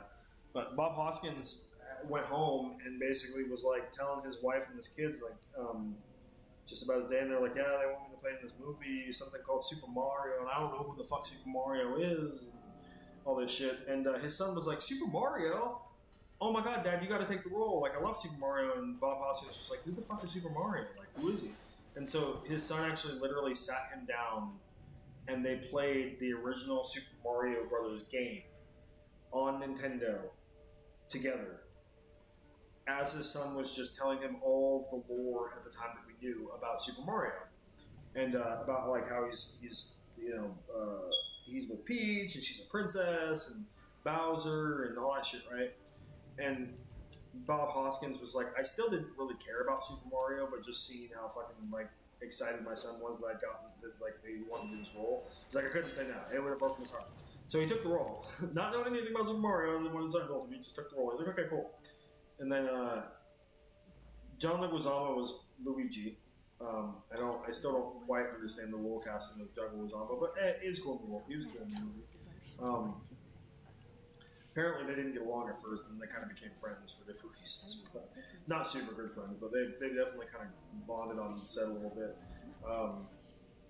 But so like I said, they took these roles, and none of them really knew a whole lot about Super Mario, and so neither did the directors. And the directors wanted to make like a whole different movie. They didn't want to make like Blade Runner or some shit kind of in a weird way.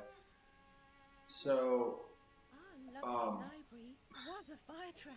they started making the movie, and like the couple that was directing the movie was just apparently insane. Like they were just so off the wall.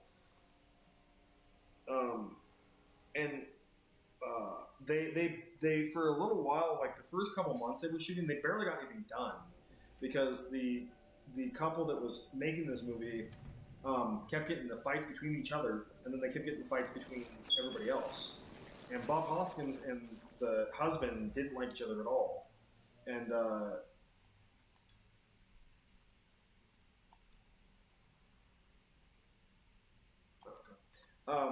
but yeah, so Bob Hoskins and the director did not get along like at all, and so because of that, this is like my rage moment for Alice. She's turning all badass.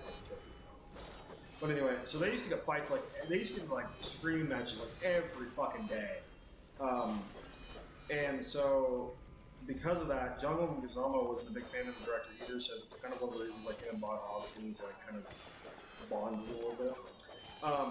But because the shooting was so fucking chaotic and so inconsistent, they found themselves with like a lot of downtime at certain points, and plus nobody seemed to be taking the movie seriously because like it just was so off the rail.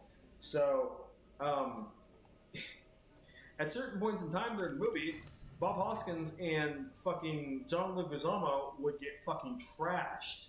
Like they'd get some days they'd get really drunk, some days they'd get really high. I think one day John Leguizamo took like acid or something on set, and there's a part in the movie where he says you can actually tell that he's high, but overall it's like it's this very small moment in the movie, so it wasn't big. But yeah, they used to be drunk like all the fucking time, and there's actually a scene in the movie where they're driving through the tunnel. If you've ever seen the movie, they got the car and they're driving through the tunnel right before they crashed out in like the desert area or whatever I guess it was supposed to be. And so so they crashed out in this like cop car they stole, and in that whole scene, Bob Hoskins is fucking trashed. Like he is so drunk, and they had like done like a bottle of Jack or something together or something like that. I don't know, but the dude was fucking sloppy drunk, and apparently, so I mean, Juggling was almost kind of drunk too, but Bob Hoskins was like way drunk, and so. So you have Bob Hoskins driving this fucking car, and he's like toppy drunk, and at that point, there's a couple scenes when they're driving the tunnel that you can see where like they're kind of losing control and they're hitting stuff. That was not supposed to happen. Bob Hoskins couldn't control the car because he was so drunk that he kept hitting others. He kept hitting like the wall and other stuff in the tunnel, and then there's a part where they're supposed to come out the other end. And if you ever seen the movie, they get caught by the slime, the fungus or whatever, and it like stops the car from falling, right?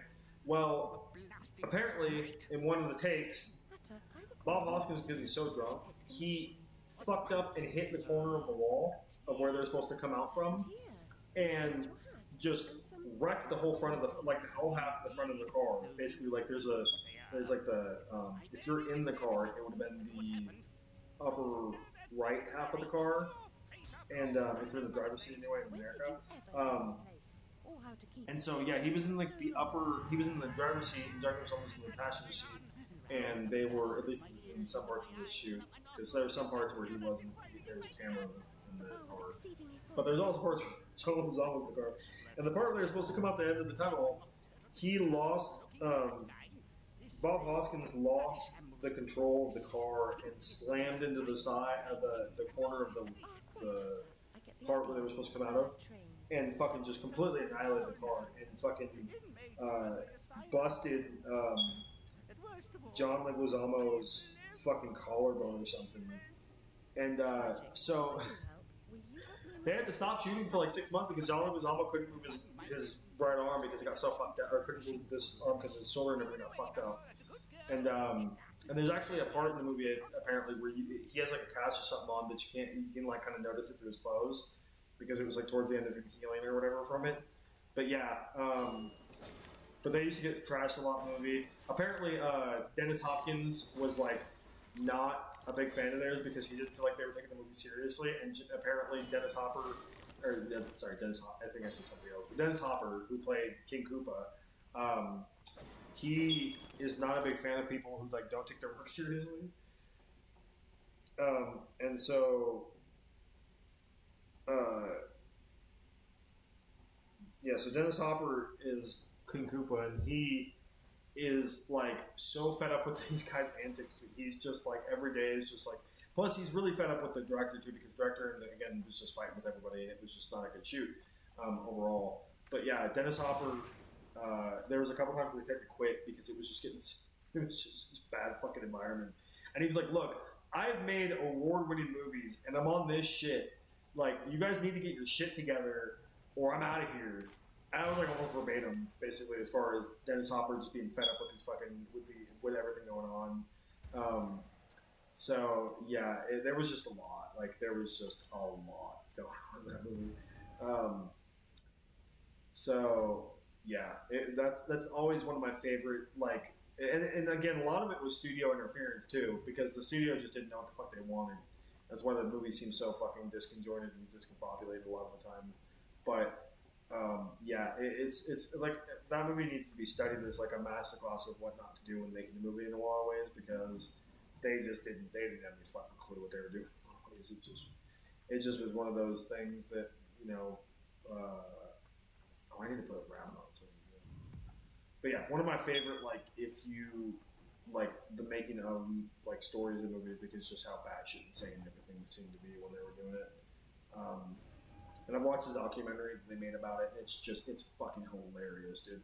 Like I said, there was one part where John Leguizamo did acid on set, and I can't remember in the movie where exactly it was, but I want to say that it was like after they were in the club with Big Bertha or whatever her name was, the fat chick in the red dress, and then he had to like get the crystal from her.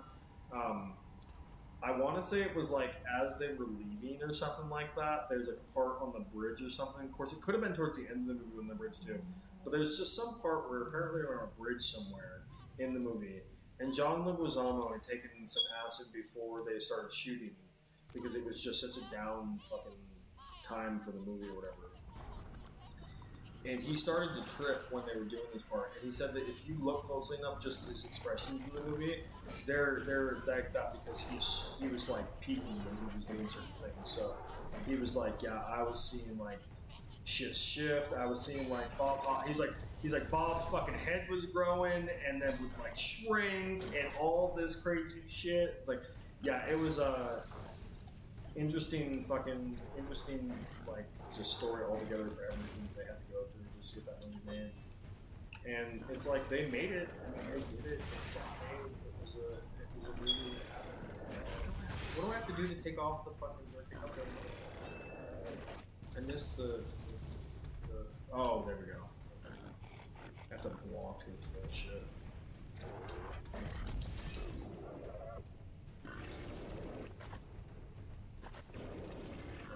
But yeah, like I said, when I think of movies like movies that were either casted way wrong or just like went off the fucking rails as far as like when they were shooting the movie, Mario Brothers always like number one for some reason, just because once I found out like all the shit that was in that movie, I was just like, this is fucking cool.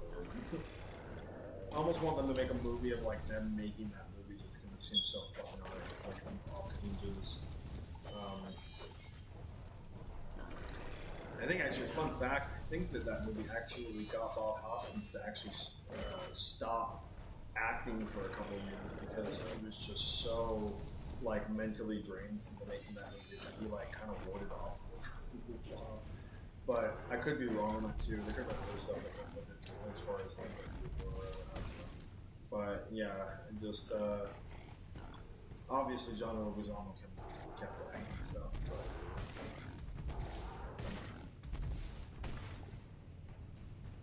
so. But yeah, fun story time with the happy Leprechaun.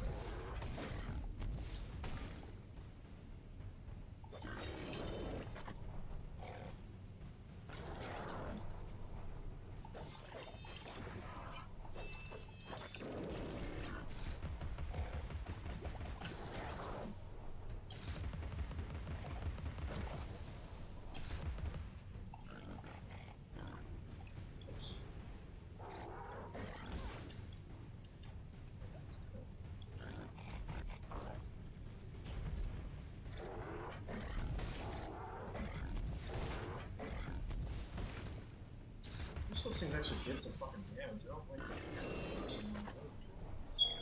fuck is the point of having me revert back those fireballs if they're not gonna do anything? Oh, shit, I think I died. Oh, I didn't. Like, didn't kill me. Stun me or something. Oh, you fucking peckerhead.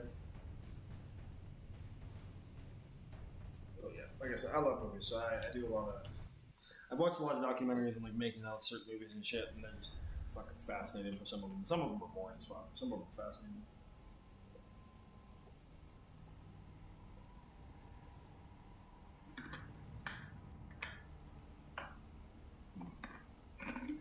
Damn it.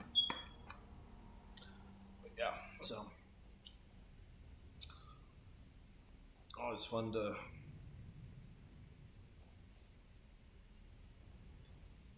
Ooh, favorite book. Favorite book. That's a hard one. Well, for one, to be honest, I haven't read an actual book in a while. I just really haven't had a whole lot of really had a lot of time to read books, and there's not that many bookstores around here anymore, and books are kind of hard to get physical copies of. And so if I did it, it probably would be either like an ebook or like a book on. A book on tape, which I love me a book on tape because I can listen to it kind of whenever. And I don't have to I mean, I love reading. Don't get me wrong, but it's just a little easier to listen to it sometimes when you can read it and you get a little bit more from it.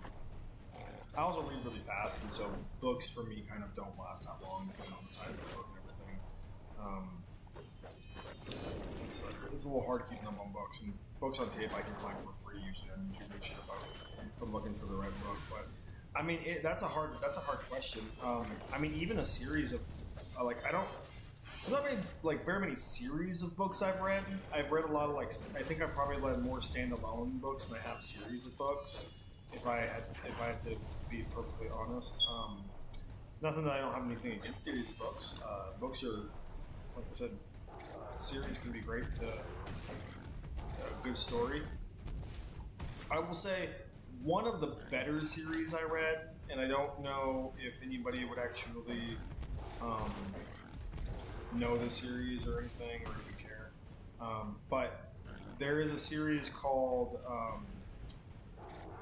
well, I don't know what the actual if I had to guess they would call it the Nightshade series, I think, if I'm saying that correctly. And I think it was written by a guy named John Green or something. You can probably look it up, but you just type in Nightshade books. I'm pretty sure it's either Nightshade or Nightside. I can't remember exactly which one it is. I want to say it's Nightshade. And this would have been a fucking killer. I don't know if they could have done it in the movie. They might have been able to, but this has been a killer show. I'm just saying, with shows with certain shows, the way they turned out and how well they did. Looking back on it, this would have been a pretty good fucking show. But yeah, I think it's called Nightshade series or something like that. All of the books are a little different, as far as the titles go. So again, there's not a specific title to them. But basically, it's about this, and I don't remember the main character's name, so don't get mad at me or anything. But it's about this detective who, well, I can't tell you exactly. Oh, come on, you fucking twat! God damn it! What a fucking cheating ass game. But anyway, there's a detective, and he's like he does regular detective stuff. He doesn't do like all supernatural, but he's like big in the supernatural, and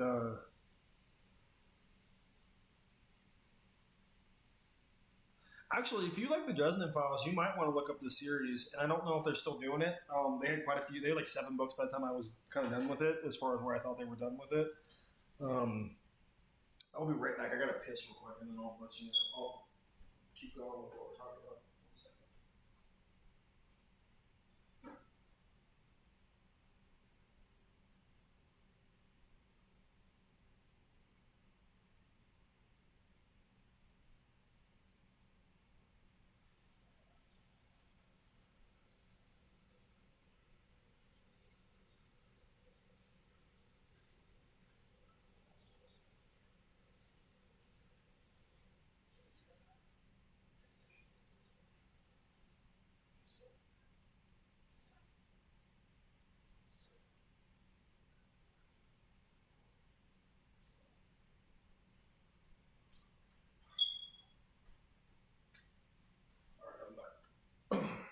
But yeah, the character in the movie or in the books is a detective, but he's like, I mean, he does regular stuff too, but he's more of like a supernatural detective, I guess, in a way.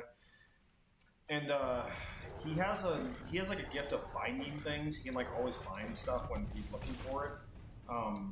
You eventually figure out why. It took like 7 books, but you eventually get like the backstory and what is going on with him or whatever. But basically, like, so he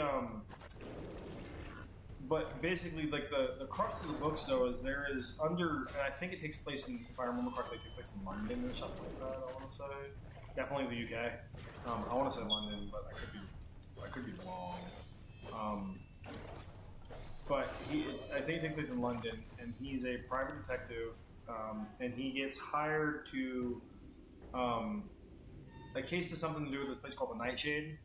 And the Nightshade is like an underground city, but it's also like its kind of own pocket dimension in a weird way. And it's like a place where like both, or like man, God, and monsters can like all converge into one space, basically. And it's like a place of both like magic, worship, sin, like depravity, power, just like, you know, if you think of like, I don't know, Los Angeles or New York or something like that, it's kind of like that kind of idea, but it's for like gods and monsters and otherworldly beings and shit. And it's kind of like, I guess if you had to put it in like a term that most people understand, if you ever read Harry Potter, it's kind of like Dick on Alley or like one of the shop places, but like way worse. But it's a whole city like underground. It's like a whole city underground, but like not necessarily quite underground. It's like I said, like it's kind of a little pocket dimension almost, because they actually do have like a sky and shit. And it's not like they only have. It's not like they only have like a. It's just always underground or anything. It's not like an underground city. But you have to go underground to get to it. Anyway, long story short. But the city itself is kind of like a character in the whole series, because in itself, the city always plays like the backdrop for most of the stories that they're doing through this. And again, it's like, I think it's cool because it's like they have so many like diverse what do you call it, species of like people and things and stuff that live in this place, basically, or like in this place. And I like to kind of quote the dude in the book, or whatever. It's such a place. It's a place so dangerous that even cars can be even crossing the road can be a dangerous thing, because some of the cars aren't cars. They just look like cars. And it's funny because at one point in one of the books, I don't remember which one, they actually finally touch upon that, because he says it like every time he's introducing somebody to this new place, or somebody new to this place, and he's kind of explaining like what's going on. He always tells him like, this place is so dangerous, even crossing the street is dangerous because the cars aren't always cars. And then I remember he said it over and over again, like every time, like I said, he'd take somebody down there or talk about it. It's like one of the things he'd say. And then eventually, in one part of the book, in one of the books, they're writing from something, and they're him and somebody else he's with is running from something, and they're running. Oh shit! They're running, and the person's like, "What are we gonna do?" And he just says, "Cross the street," and they're like, "What?" And he just goes, "Cross the street," and so they bolt across the street, and the person's like, and then they just stop, and the person's like, "What the fuck? What now? They're gonna catch us!" And then the thing that whoever is chasing them is like right there, and the thing goes to run across the street, and a fucking parked car comes alive and eats the fucking creature or whatever that's chasing them, dude. I was like, that is fucking amazing, because they touched on that so many times, and you constantly are like, who cares, you know? And then finally in the book, somewhere along the way, a car actually eats a creature or eats somebody. So that's just a good touch. But there's just, like I said, there's a lot of fucking lore in the books. I mean, it's not like super geeky lore. It's like, I mean, depending on how you look at it anyway. It was not geeky enough to the point where I could enjoy it. I don't like super geeky stuff, but it was an interesting series, because like I said, they deal with other dimensional beings. They deal with gods. They deal with like witches. There's characters that are like crazy. Like there's this one girl that basically, like, if she doesn't believe in you, you will disappear. I think they call her the Sorrow or something like that. She's like this emaciated girl who always walks around dressed only in like a trench coat. She don't wear any other clothes other than that, and she's always depressed. But when she's super depressed, if she doesn't think you exist or something like that, like if you cross her path and she just decides you don't exist, then you just cease to exist. You just disappear from existence, and nobody knows you again. There's one lady in the movie, or there's one lady in the series. It's like kind of a recurring character named Shotgun Susie. And she's literally like a bounty hunter biker chick who uses a supernatural shotgun to catch bounties and shit. And her and the main character of the movie used to have like a thing back in the series. Yeah, there's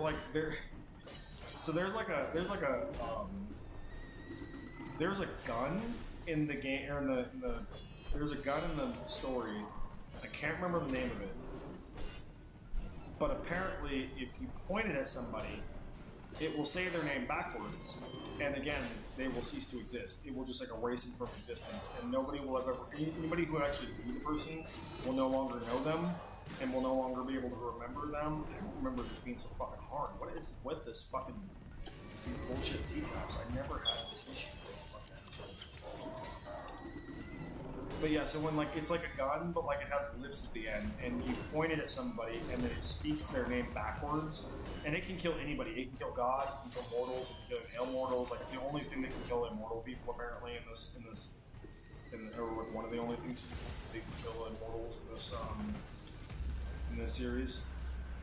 But yeah, so basically, like, and I don't remember the name of it, the gun, but it's like I don't say it's like the Unmakers. I don't remember. But basically, like, yeah, it was made from like the rib of Lilith, the first like wife of Adam or something. God damn it, dude! What am I fucking? This is ridiculous, man. These things never took that long to fill. Why are they not there? But yeah, like I said, it's like this. It's like one of the most powerful like items in the entire universe. And if you point it at somebody, it will literally like speak their name backwards, and then they will cease to exist. It will just disappear. And it's like so powerful that like nobody even wants to control it, because even though they probably could, it just comes with like such a hard cost to like the way it works. It's like really hard to use or something. But yeah, I mean, again, it's kind of a mashup of like science fiction, fantasy, like a detective story. So it's one of the reasons I liked it. Like I said, I read most of the series, although they might still be going with it. I'm not 100% sure. But I believe the first book in the series is called Welcome to the Nightshade. And then it just kind of goes from there. And there is like a bigger overarching plot of the whole series, but each series is kind of its own, also standalone story, so that's why it's kind of cool, because you can kind of read any of them without losing too much, but if you read all of them, you'll get more out of it. So it's that was like one of the big series I've read. Obviously, I read all the Harry Potters way back in the day. But outside of that, like I can't think of a whole lot of. I mean, I read like every Goosebumps known to man up to a point too. I had like every Goosebump book from the original series, and I had most of the books from the 2000 series, which I didn't like the 2000 series nearly as much. They were kind of stupid, but I had like just. I think I was only missing like 5 of like every fucking like Goosebump. I mean, I had like every Goosebump like from the original series for sure. Every single one. I had even all the Choose Your Own Adventure books. I had all those too. I was a big Goosebumps nerd fan back in the day. Most of my friends were too. We used to like whenever one of us got the newest one, we'd always like, "Hey, I got the newest one. Fuck you, I'm not letting you read it." And then we'd sometimes trade them and like let each other read it. But yeah, I was a big Goosebumps nerd. What do you call it? A series? I don't know. There's so many books. It was like fucking like 57 in the original series or something. But so I guess technically that one I read. So I read like 3 out of the. I don't even know. There's like technically 7. I think I read like the original 3 of the Dark Tower series by Stephen King. Or no, sorry, I read the 4. 4. The last one was Wizard and Glass or something like that. I think that was the one where like he kind of like at the end of the book he just stopped it and was like, well, so this is gonna take a slight explaining, but if you've never read it, Stephen King, and you may have seen the movie or something, or like been referenced to some of the stuff that some of the shows and shit that they do nowadays for Stephen King, like Welcome to Derry and stuff like that, or like It or whatever. Castle Rock is another one. I think that was a Stephen King adaptation of something. Now, I'm not like a big Stephen King fan. I think he's a fucking idiot now. I think that he's like just runs his fucking mouth all the time now. And I think he might be dealing with some age-related shit. But anyway, regardless of that, if you separate the artist from the art, Stephen King, great author as far as like most of his books anyway. Some of his books are fucking awful, but most of them were pretty good. He wrote a series called The Dark Tower. They made a movie of it with Matthew McConaughey and Idris Elba, and it was awful. Good casting for the most part, but just not good directing or like story or writing or anything. It was, I don't know what the fuck was up with that movie, but I don't really think they did a good job at all with The Dark Tower. Could have been a hell of a lot fucking better than the movie was. Or the movie could have been a whole lot better anyway. Shit, you've probably read. I still think it is probably his biggest book that he's ever written. Adversary. So I mean, shit, you made it through probably his biggest book that he ever wrote, which is good. And I mean, it is a good book. I mean, there is some questionable shit in there, obviously, and most people know about it by now. Even if you haven't read the book, you probably heard of the scene, like a scene or two in the book that was never going to be in the movie because of how heinous it was. And if you don't, child orgy, that's all you need to know. Or I wouldn't say really orgy. It was more like child gangbang if you really want to put it in the correct terms. But yeah, not something I wish to talk about, but it happens in the book towards like the end of the first like half of the book. And again, I think that most people know about that nowadays from the internet and shit, and then just from it being a movie and stuff. And yeah, so yeah, there is a part in it where they have a kind of a mini like child or preteen like gangbang in the sewer. It's pretty fucking wrong, and I don't know what the fuck. I don't know how much cocaine fucking Stephen King was on when he wrote that shit. He thought it was a good idea, but whatever. I think he actually has kind of said that he does regret kind of how he wrote it. He didn't expect it to like come out the way that it did. No pun intended. But yeah, that was just one of those ideas that you're like, dude, you probably should have kept that away from everybody and just anyway. But yeah, for the book itself though, great book. Great book the way that it was done, and I enjoyed it. I've read it. like I said, probably his longest book, if I had to guess, or close to his longest book, if I had to guess, as far as like what he stuff that he's written. So I enjoyed it, and it was a good movie. Obviously, good enough to turn into a fucking movie and a miniseries and all that shit. A little different from the movie and the miniseries, obviously, if you've ever like seen one or the other. But yeah, so good book. And I think that eventually, somewhere along the way, he was thinking about writing a sequel to it, but I don't think he ever got around to it or something like that. But anyway, long story short, yeah, he wrote the Dark Tower series, and originally there was 4 books. There was the Gunslinger, the Wasteland, the Drawing of the Three, and Wizard in Glass. I think was the names of them all. And when he got to the 4th book, apparently as he was like writing it, so there's a part in the 4th book where Roland is on a train, and the train is controlled by an AI, and the AI basically tells him like, I'm going to kill us both because it can't stand like living in its own existence or something anymore, and so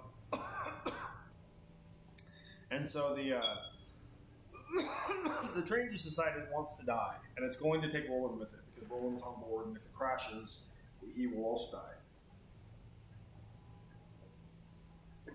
But the AI of the train gives Roland a choice and says, "Hey, we can either die together, or we can die together, or you can live. And if you want to live, you have to solve my riddle." And so the train gives him a riddle, and then the book basically is like they're like probably 5 minutes from death. Basically, at this point, Roland's trying to figure out this riddle, and then the book just ends. Like, literally ends. Like, it just hits a point, and then there's just nothing left on the page. You turn the page, and there is an expert from Stephen King basically saying, hey, I was writing this, and I wrote myself into a wall. I don't know what I'm going to do next. I have no idea how to end this. I have run out of creativity for this series.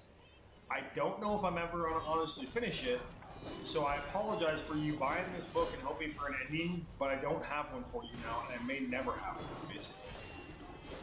So the dude was writing a book, and apparently there was a little bit more going on in his life than he was letting on time. I think he was dealing with some shit with his wife and a couple other things, and so he was just having a lot of issues. He kind of fell back into depression, and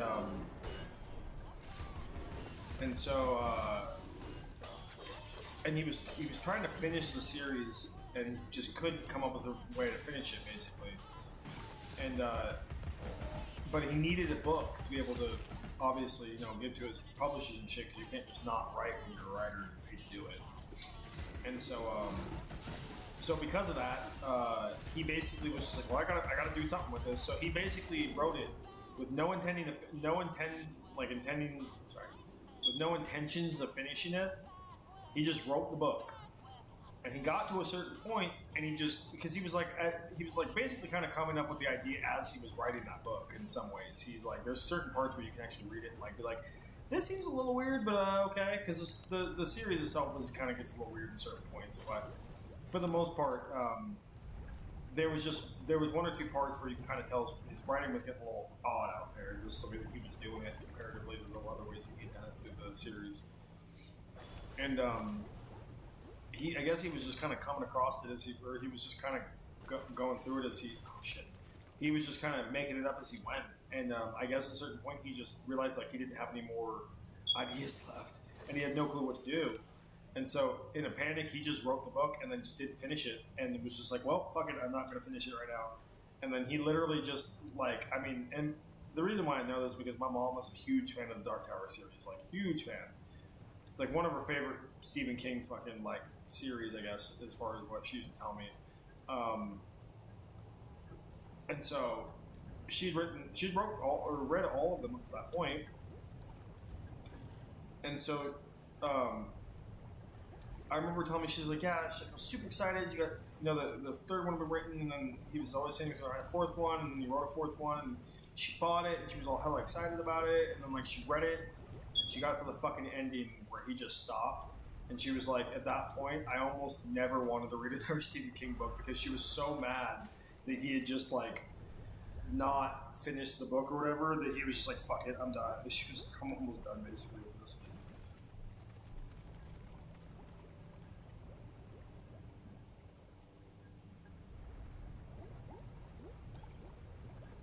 Yeah, I mean, basically, he basically, yeah, I mean, he pulled the ultimate, like, kind of cock block as far as, like, story goes, because he wrote that book with no intention of finishing, because he's like, I don't know what to do. He just, I mean, granted, I gotta admire the man's honesty, but he was like, yeah, he's like, I had no more creative juices working through me, and at that point, he wasn't doing a whole lot of cocaine, so that couldn't have fueled him. And I think he was also kind of in the point of writing something else, and this book was now becoming like a hindrance to him because he didn't really want to write it anymore, or something like that. Like I said, he kind of fallen out of love with the whole series in general because he just didn't know what to do anymore. He just kind of wrote himself into a hole, and so he just was like, he just was like, fuck it, just stopped at dead tracks and was just like, okay, I don't know how to finish this. Hopefully, I do one day, but sorry, guys. And then like 10 years later, he finally finished it. He finally, he finished the rest of the series, too, because it took him, like, another 4 books or something to finish it after that. And no, I have not read the entirety of the Dark Tower trilogy because they are, I wouldn't say hard to read, but it's like there's something about that series that is just, the way it's written is a little discombobulated in certain parts. And you really have to pay attention to like what's going on because if you don't, you will like miss lore that you need to know to be able to like piece things together. And then the ending of that book, the ending from what I've read, also pissed people off. The way that he ended the Dark Tower like series because he didn't like end it. He just like he like took the pussy's way out basically, and like spoiler warning if you don't want to hear this then I would like mute this or something. But basically, like, so the end of the story, or the end of the Dark Tower series, basically, Roland makes it to the Dark Tower, and he finds out like the Dark Tower is like the conjoining of all realities everywhere, ever, or some shit. Like, so it's like an anchor point for every reality out there. And like the King universe basically is kind of what he implies it to be as far as that goes.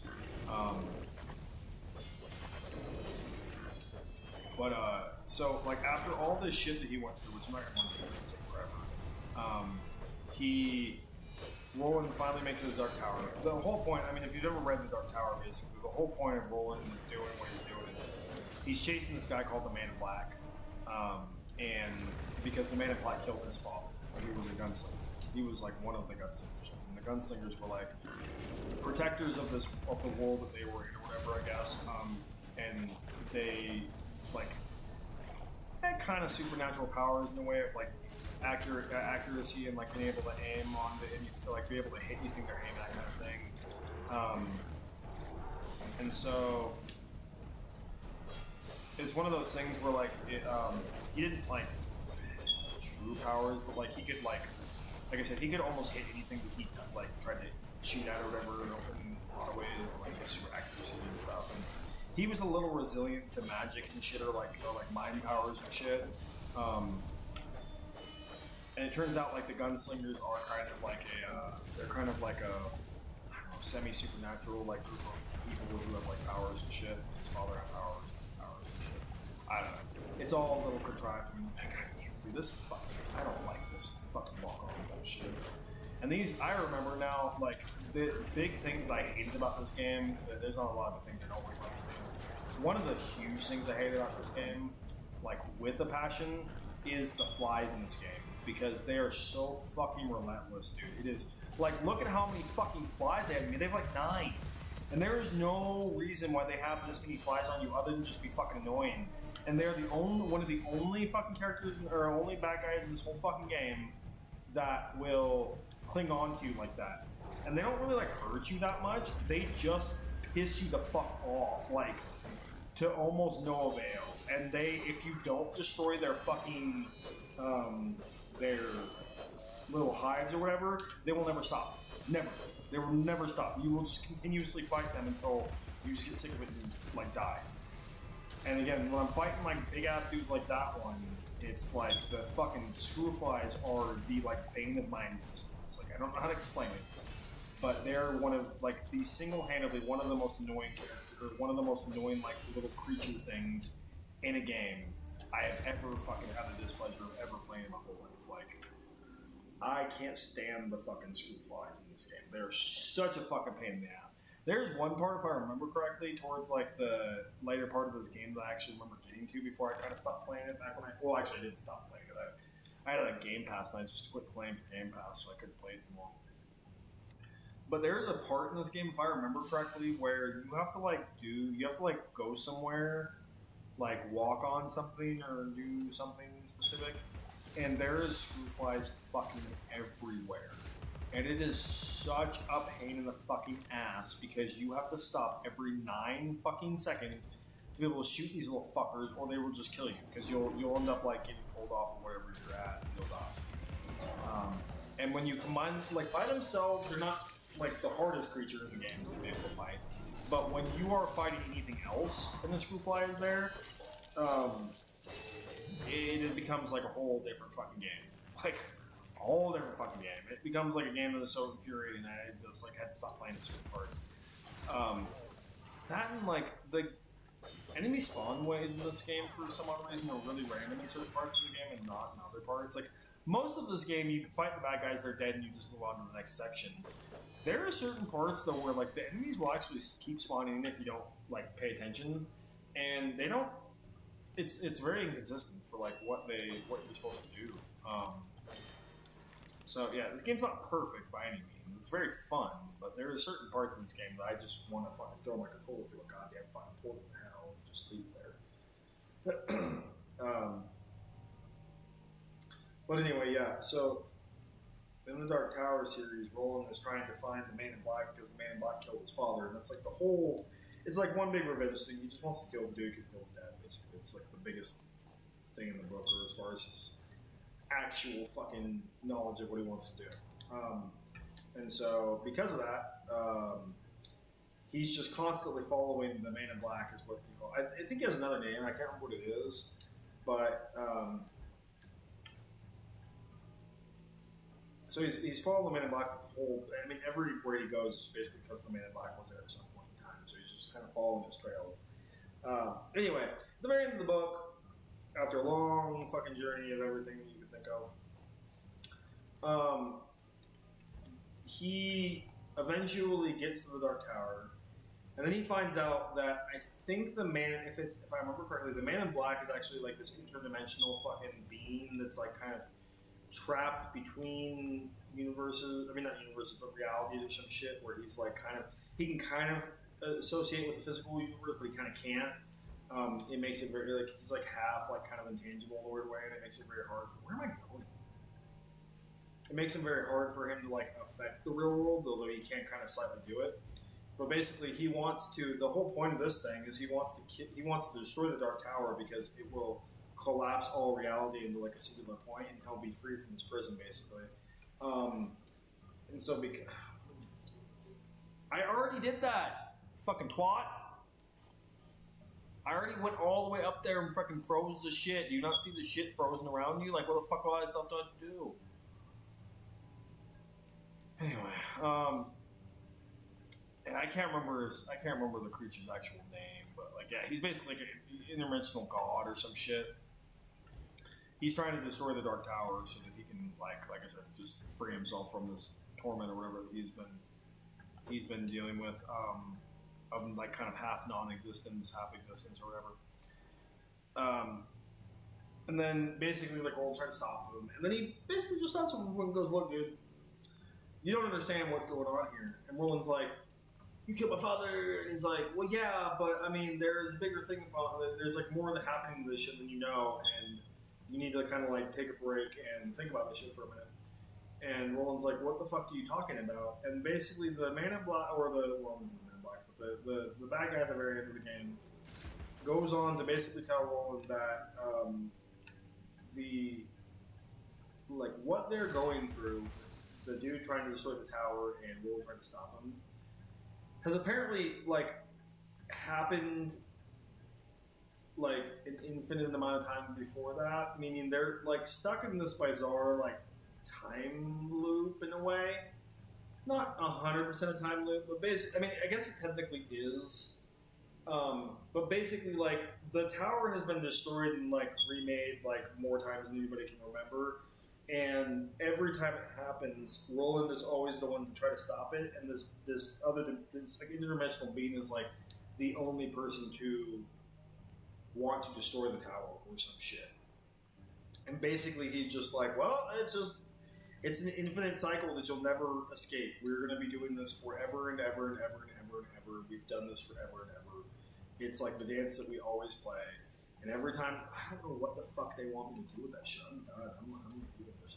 This shit is fucking. Maybe now I can go through here. I don't know what else I can do though. Yeah, that's all I'm supposed to do. Anyway. So yeah, that's basically how it ends. You just find out that the whole thing is a giant fucking time loop, and that like it's basically futile to really do anything. Now I don't remember if Roland is ever actually like I don't remember if just by that point he's able to break the fucking cycle. I don't remember because I never read the ending of the series because I didn't read that far into it. I just read the first 4 because my mom had them and they were pretty interesting, even though I didn't understand everything that was going on. But you know, Steady now. interesting. It was an interesting series and an interesting concept, and a way to kind of bring everything that Stephen King does all together in one thing. To like I said, it was supposed to be like the Kingverse kind of in a weird way. So like, it's like all of his stories kind of share a multiverse in a way, shape, some way, shape, or form. So you know, it's kind of like the MCU before Marvel rolls around. It just didn't go that well. Stephen King really hasn't done a whole lot with that idea again, like ever. So it was kind of a waste of endeavor in a lot of ways because it built something that he just couldn't like do anything with, or just didn't do anything with. He just kept writing like separate stories of everything. But yeah, I mean, it was an interesting attempt, and like I said, a great story up to a point. It's just the fucking ending was just ass. Like time loops is, I'm sorry, it's just like this has happened before kind of story is just such a fucking bullshit way of ending a fucking ending anything really. Like I don't know, it just never really rubbed me the right way the way he did that. Oh, cool, give me that ball. What do I have to do? I thought I had to shoot that guy in the eyeball, but he's not letting me do it. What time is it? It's 10:30.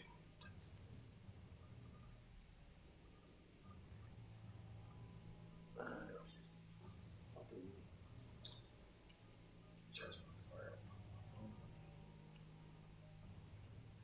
Where am I? What am I doing? It's getting a little dark at times too. I can't think of where am I? Oh, there we go. Wait, do I have to like do? I have to jump through when I'm small? I jump when I'm small? Oh.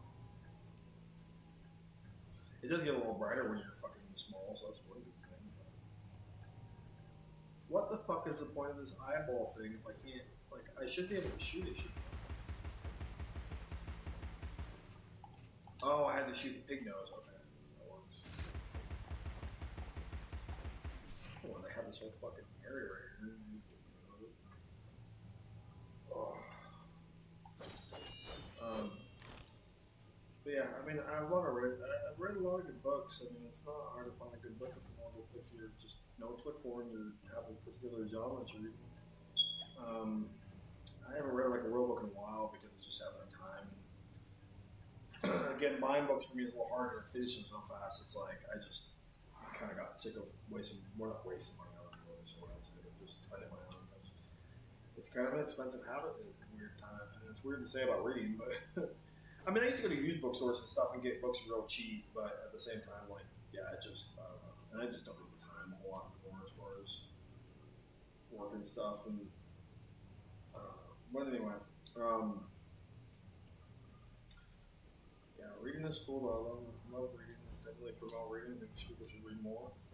Definitely not like not only reading is like a geeky thing or anything. I think that it's a thing that everybody should do. Oh, there's one I'm supposed to do. Even if you read stupid shit like 50 Shades of Grey, read. It's good for you, you know. Gives you better vocabulary and gives you better what do you call it? Better vocabulary and more, you know, you're more creative too. Now some people might not care about being creative, but in general, it spurs your imagination and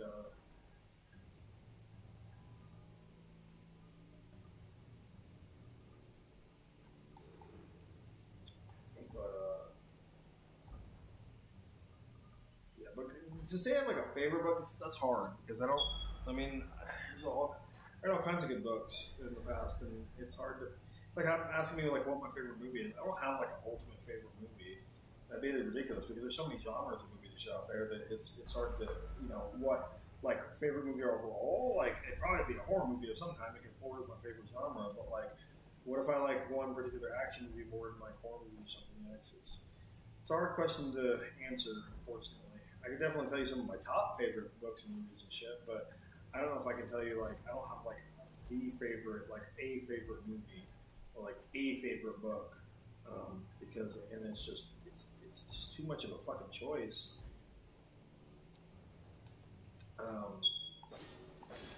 But I've read some good books and stuff too. It really just depends on like kind of what your fancy is when it comes to books. You're like when it comes to certain genres, like what kind of genre do you like? What kind of that kind of thing. Like, do you like novels? Do you like short stories? Do you like novellas? Like, it's a lot of different things to consider when it comes to books. Kind of like when it comes to video games and movies and shit. There's a lot of different like things to consider when it comes to stuff like that. Because some people don't like certain genres at all in any way, shape, or form.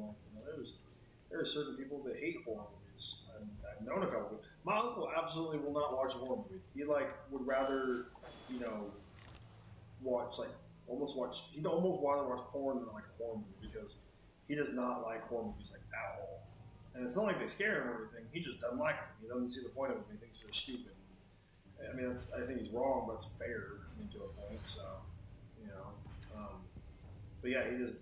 My aunt loves horror movies. I mean, my aunt loves almost all movies, but she loves horror movies, and I love horror movies. But he hates horror movies. So, my grandpa used to hate horror movies. He liked certain scary movies, but he just thought the scary movies were kind of one of the lower forms of cinema, and he also hated anything that was gory. So if it was gory, he would not watch it. He'd just be like, "No, I'm good," because he just did not see the point of seeing gore and stuff on movies and stuff or like television. But he loved movies just in general. He probably watched more movies than most people I know in general. But then my other grandfather, my uncle, he loves movies too. He loves almost all movies. He just has one of the biggest VHS collections I've ever seen, ever. Probably still to this day. VHS don't really exist no more. So, there's certain people who still collect VHS, obviously. So I'm not going to say that VHS is often. The targeting system is very weird in this game. I've never been able to 100% figure out why that's what I don't do it, except for like keep that guys on the roll.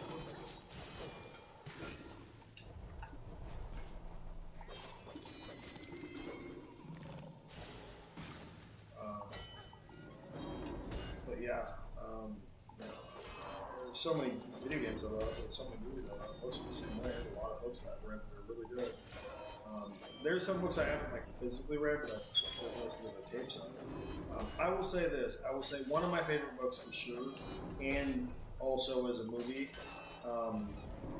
is Fear and Loathing in Las Vegas by Hunter S. Thompson. I love both the book and I love. God damn it, get off this fucking house. But yeah, I love both that book and that movie, and I've read the book physically. I've listened to it on tape multiple times, and I've seen the movie multiple times. I used to own a copy of it. I don't anymore, unfortunately, but Yeah, I love Fear and Loathing in Las Vegas. It is definitely one of my favorite Johnny Depp movies. It's by far one of my favorite movies overall, and it's definitely one of my favorite books. Just because it was so well written, but so crazy at the same time. And even though most of it was probably bullshit, you don't really know it's bullshit entirely, so you don't know how much of it is true and how much of it is not true.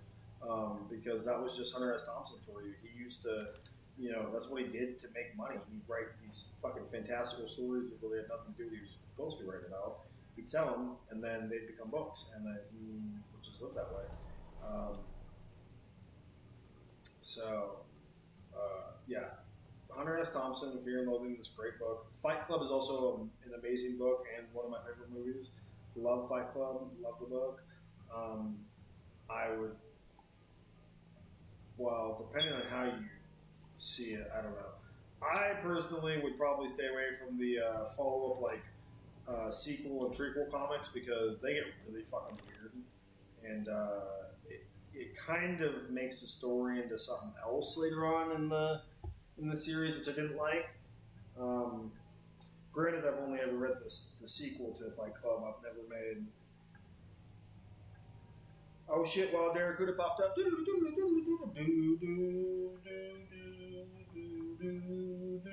was Pokemon. If you didn't catch it, somebody throw balls at Barracuda so we can catch him. Throw all your balls at Barracuda.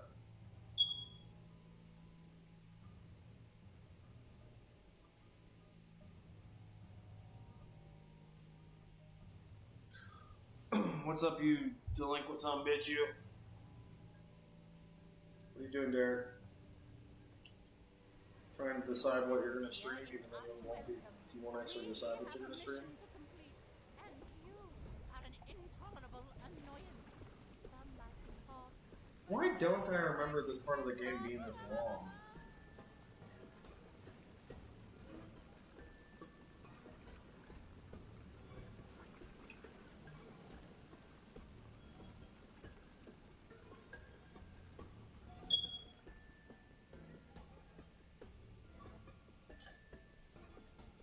Well, you're happy to lurk in my stream, Derek. I don't remember this part being this long. I thought there was like a breakup between this part and where I'm at now. I guess there's not. No.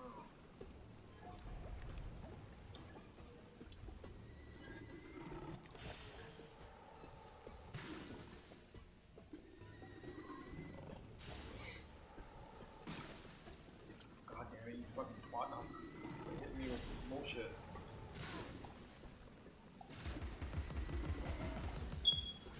Teapots are fucking assholes in this game.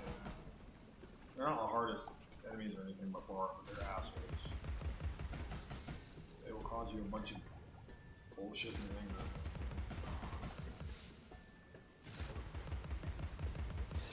There we go.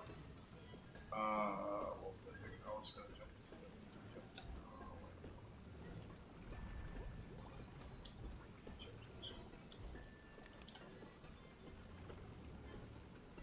Yeah, nothing else. This game is a decent platformer.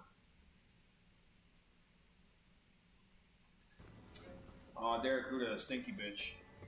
He got them stinky britches. You got stinky britches. Why your britches stink? You got stinky britches. Go clean your ass.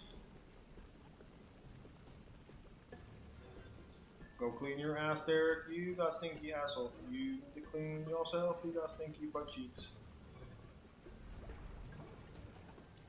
Will you stop, you fucking twat knocker? Quit shooting me with lasers of lava, you bitch. Oh, what the fuck?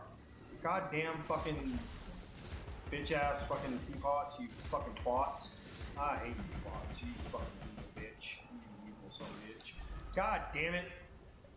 That's definitely happened to me before because these people are the fucking teapots are cunts. You goddamn cunt. You evil cunt, always shooting me with your goddamn fucking fluids, you cunt.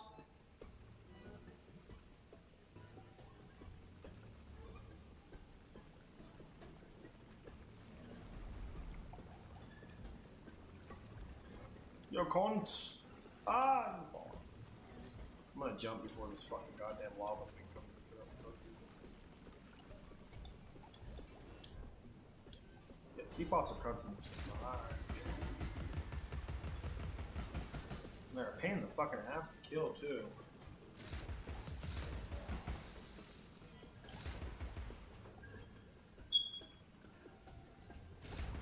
Please, fire.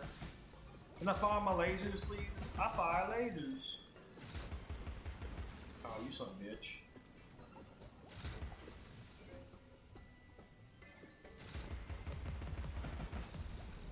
Can you just die, please? I have to kill him from here because I can't get over there for a minute and they keep shooting fucking piss tea at me or whatever. Can you die, please? Sir, sirs and madams, can you just go to hell, please? Can you die? Can you die and go to hell? Can you go to hell? Can you go to hell and you die?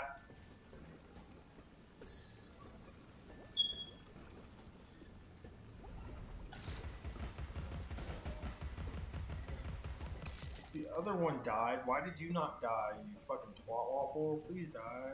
I think I shattered the little thing that I'm all for once. Can you raise the fucking platform up? Jesus Christ, in the handbasket. I just want to know what the fuck I ever did to you to be able to deserve this bullshit.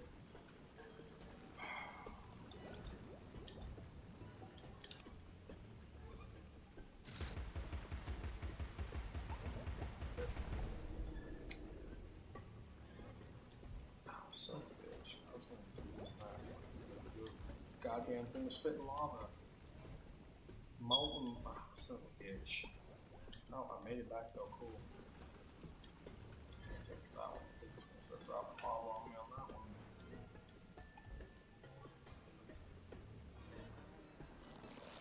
This way. This way. Oh, you fucking pussy ass motherfucker, you trying to sneak up on me, bitch. I'll kill you with hammers. I actually think I do get a hammer later. It's pretty badass, but it's real slow. It's a little slow, but I got a hammer and I'm gonna fight people with it. I'm gonna fight people and I'll just beat their heads in with hammers.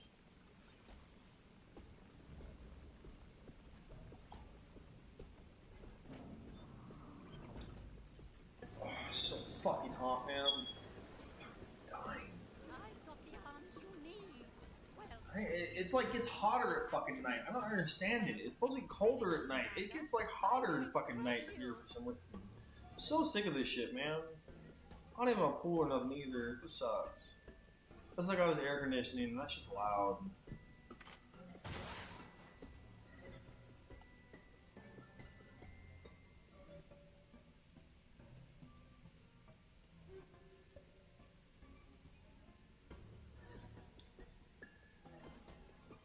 Oh.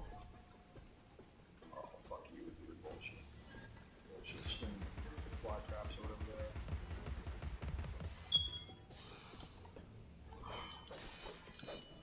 Quit logging on. Fucking log on. This fucking ass. I understand why they have it. Goddamn, that shit sucks. Logs onto the wrong shit. Yeah, the screw flies are definitely like the main line existence in this fucking game. You shoot this fucking.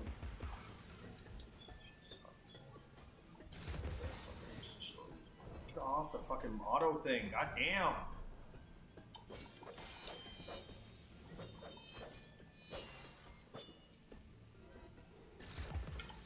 Fuck you, you fucking fly. I don't care. Get away from me.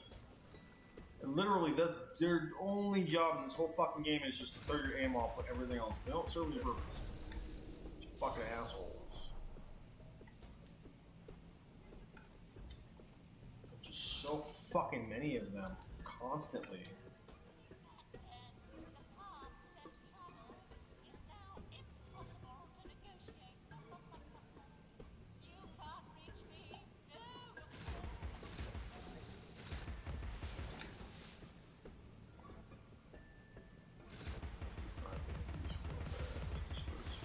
Cool. I don't know flies. God, I fucking hate those flies. Oh, I probably have to go small and fucking see the path. Oh yeah, I forgot those things heal. I forgot the flowers heal me. Blah blah blah blah. It's kind of a weird concept, or whatever.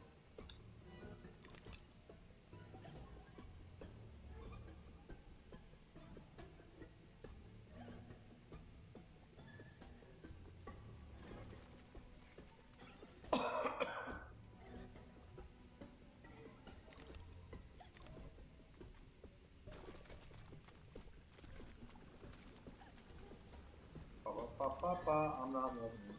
Oh, son of a bitch, you fucking twat! Goddamn fucking loser ass bitch. What the fuck did you do that for? Fucking A, I was just trying to cross the fucking thing. I'm gonna break now, I'm gonna fall. I'm a fucking lazy, I'm a dummy. Big old fucking dummy.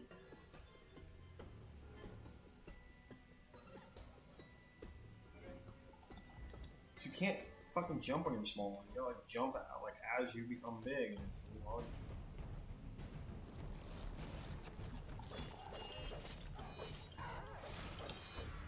Oh shit! Ah, you bitch! I'm gonna cut your face off.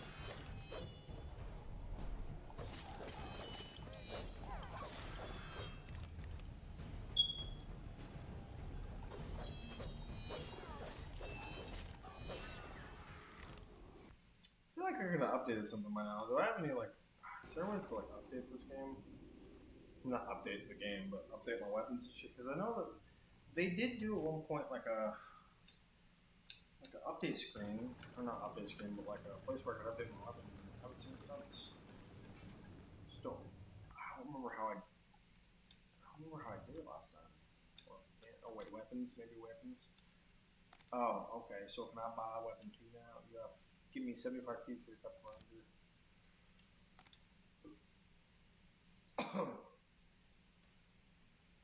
I'm gonna update my thing, my pepper thing real quick. There we go.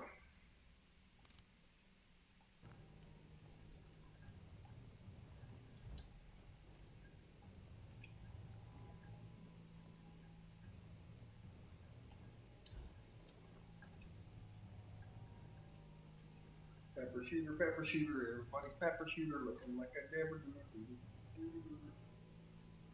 Appreciate everybody hanging out today. Appreciate Adversary hanging out with your boy. And I appreciate Derek's funky ass making my steam stank because he's stanky ass and stank. All the stank. I love Derek. He's cool. Even though he's stank ass. Ooh, got him. Stank ass. Okay, if I was stank ass, I want my friends to tell me I stank ass.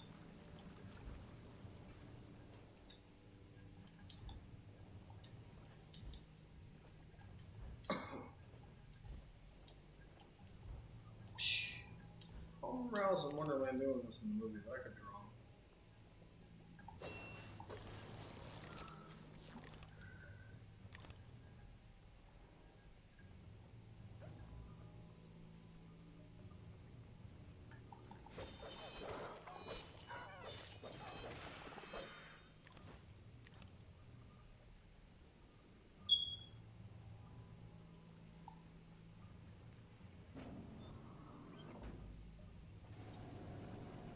Temporary setback.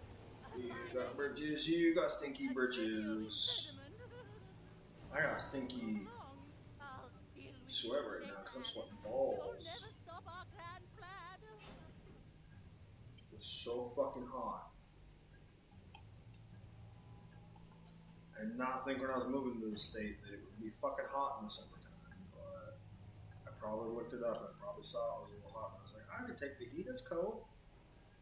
I'm from California, we always hot in the summertime, we don't get like 85 degrees. Yeah. No, not like this. A whole different breed of heat, unfortunately. It was very dry, fucking arid heat in this motherfucker, and I did not like it. I didn't like it. No, I didn't like it. No. Stop it. I didn't like it. It's too hot. I didn't like it. So for anybody who's been not paying attention, I have to find the pieces of the Mad Hatter because somehow he got all his pieces taken away. Somebody took his arms and his fucking legs and shit. they're like, nope, can't back. I think it was the rabbit and the race mouse or some shit. Expect no thanks until I'm completely reconstructed. No resting on laurels, chiffonnier, chaise lounges, mean folding chairs, stools.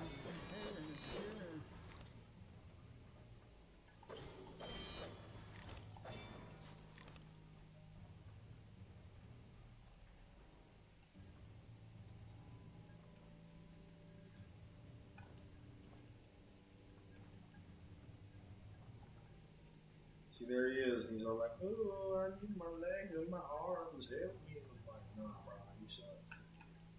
He's like, but I won't kill you, I swear. Like, nah, bro, you definitely will kill me. He's like, nah, bro, I ain't gonna kill you. I'm like, nah, bro, you gonna kill me. He's like, I swear. I don't believe you, bro. He's like, why not? I was like, cause you mean, bro. He's like, no, I'm not mean, bro. I'm like, dude, you tried to eat me and all kinds of shit. He's like, no, I'm just trying to give you drugs. I was like, drugs? He's like, yeah, drugs. All the drugs. All the drugs.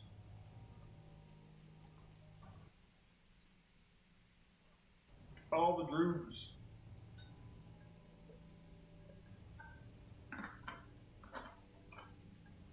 All the drugs. I don't have to do that one.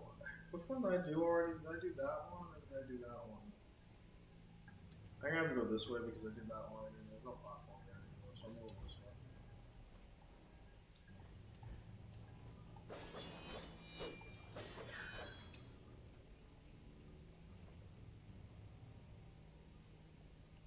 Wait, did I already go this way? Maybe I already went this way.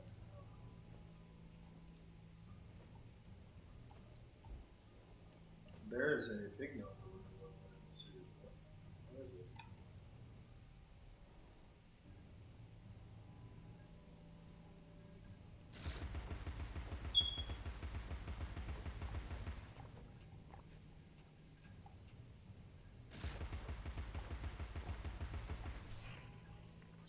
I did it! I did it! I did it! Yeah! I will never be a memory.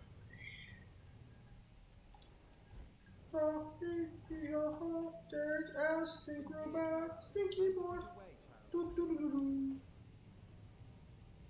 There's a stink robot, he's got the shower bag. Go take a shower. Oh, thank God I made that. I was about to be pissed if I missed that. You bastards, you made me miss. Yeah, I'm summoning the other this one because this one actually has a little card thing for me in it a bit inside.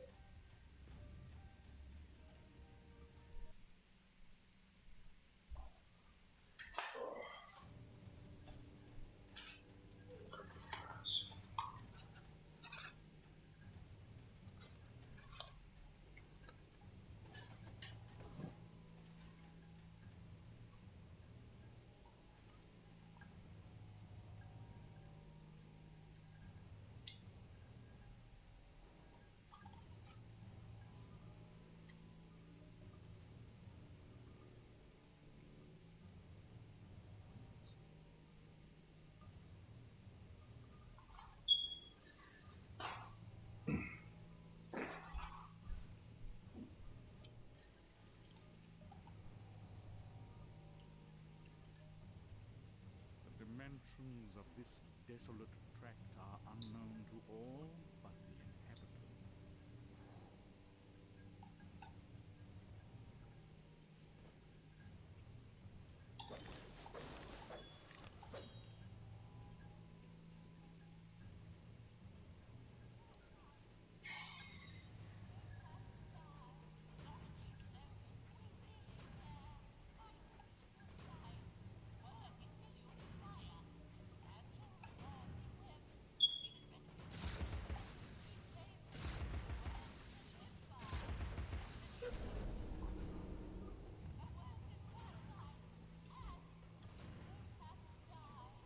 All day,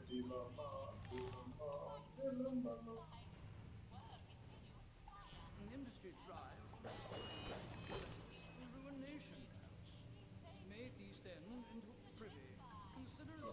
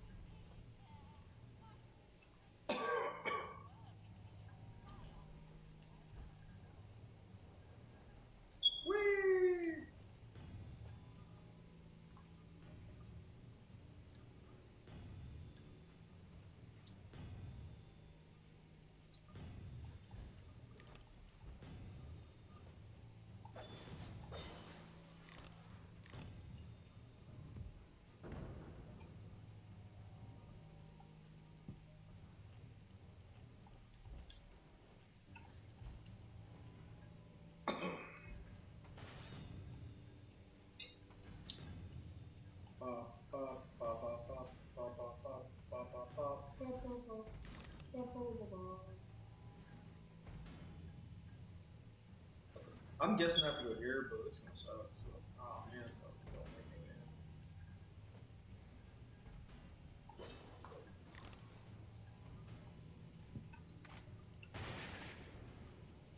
Luke, I am your twatter. I stab everything.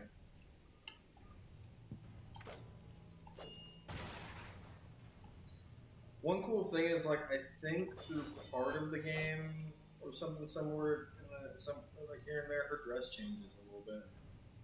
Like this one is more of like a gothic style dress, but if she's in the regular area, it's like more of like a blue, like a regular blue dress. And I think later in the game it changes to something else when you're in a certain part of the game. I just thought that was kind of cool. Don't really get like alternate costumes in this game, so at least they kind of like just let you play costumes that are different in certain areas.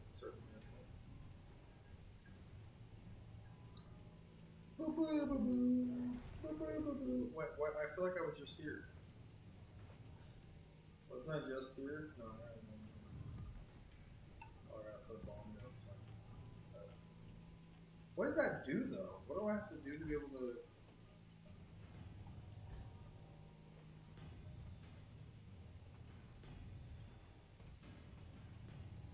Wait, so I did. Oh, you have to go here.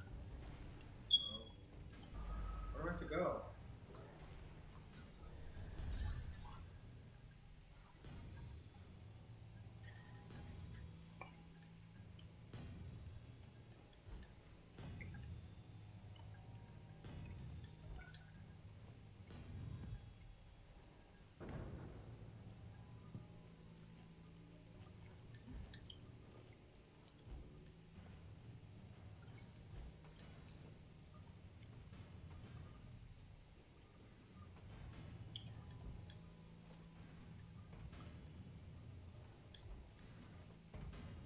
Ooh, I didn't get squished. Oh, maybe I have to go down there later on.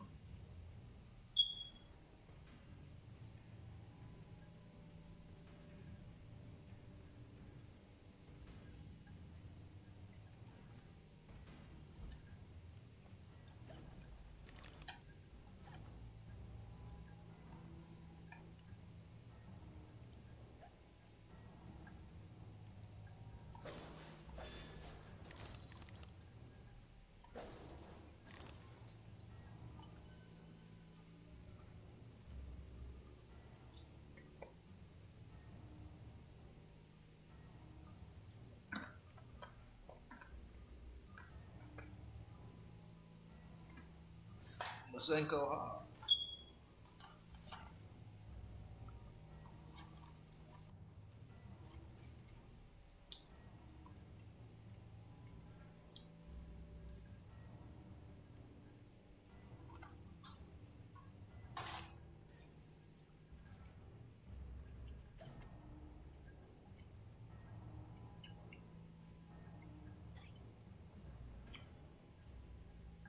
Boing. Oh, you twat off. Oh, you fucking twat. Why did you even do that? Like, why would you even give me a way to be able to get up there and then you're just gonna fucking take me down? I'm kind of sick of doing this part. You can suck a dick. Straight suck a dick. Time is it? Oh yeah, I have to cross it before my bomb explodes.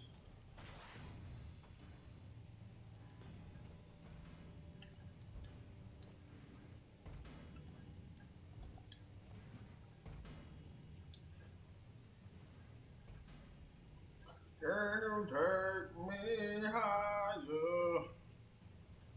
to a place where something here? Can you take me higher? Oh yeah, to a place where I can sing, yeah. 'Cause we're hoping. Come on, we're over. What does it actually do? Oh, it raises that one. It raises those things. Why would it raise it though? Maybe I have to get across some of the other side. Can you take me higher to a place where my singing doesn't suck?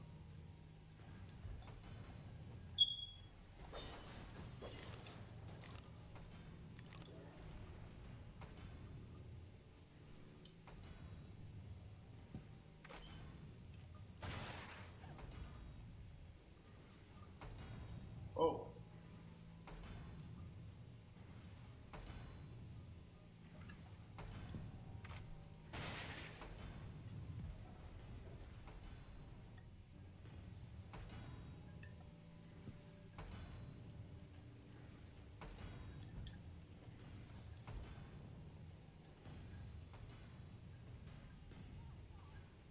And this what it said, can you take me higher? Ooh, a place where I don't really know the whole words of that song, so forgive me.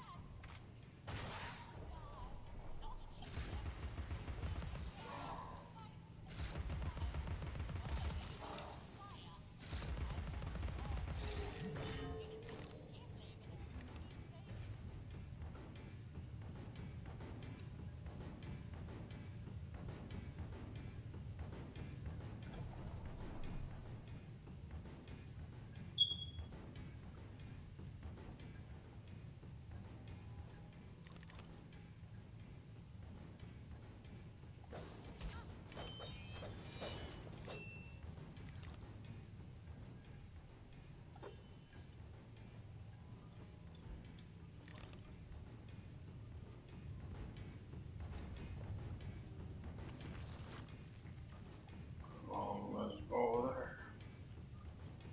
Come on, let's go there. We even have to fight that thing? Why is it back there?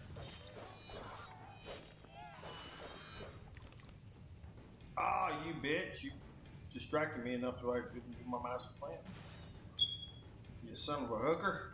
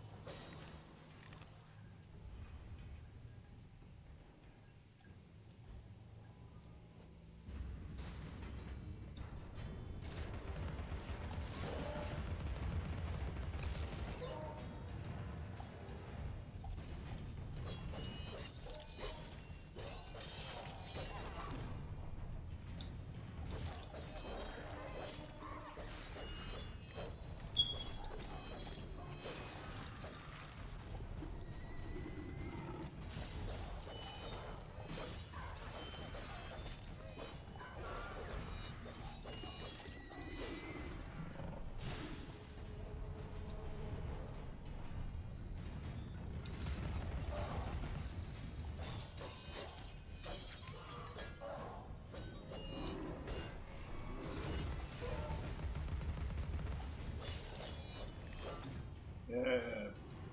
Beat them all. I'll beat them all up. All of them. Fuck them. Goddamn savages. Big old eyeballs and shit.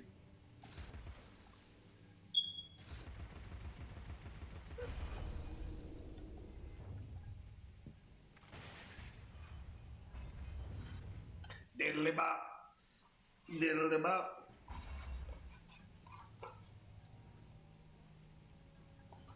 Fuck.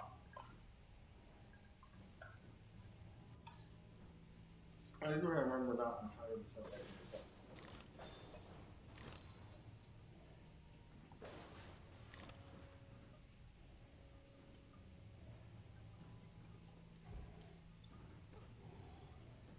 Can you take me higher? Cause I shit my pants so long ago. Can you bring me clean pants? I accidentally shit mine 4 hours ago. Don't ask me why, I'm telling you now. I've been shitting my pants all day and it feels really good. Come on, just change me. Come on, just change my bridges. Come on, just change me. 'Cause I've shit myself.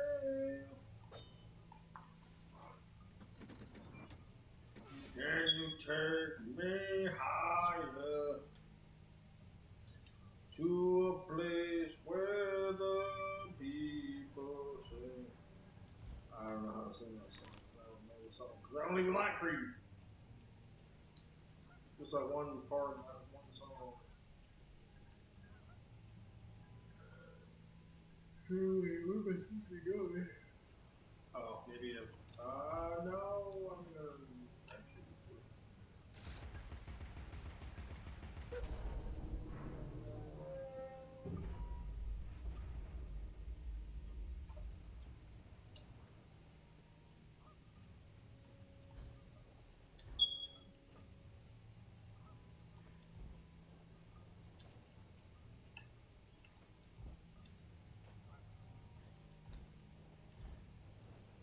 Cover its cage and the canary goes to sleep, Alice. Act like a snuffed candle. Sleep's the sleep of the just. Like Mama and Bob. After 10, they're unconscious.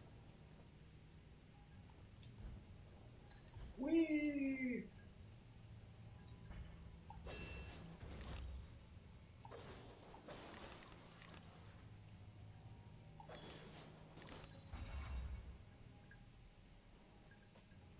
Your dogged persistence will be rewarded with pain.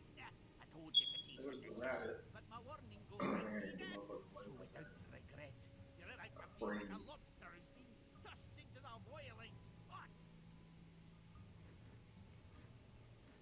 But you know the pirate, he's like a crackhead cyborg now or some shit, so.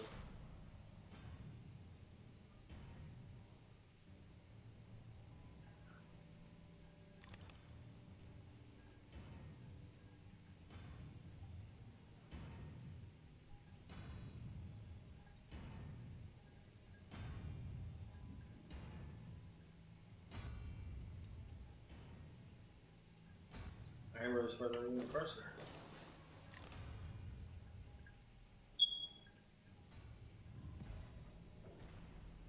Whee! Oh, I gotta put down a bottle bar. I got the bombs are used more for like paperweights than they are for actual bombs. I mean, yeah, I can blow balls with them, but I can probably stick them on as just as many fucking pressure plates.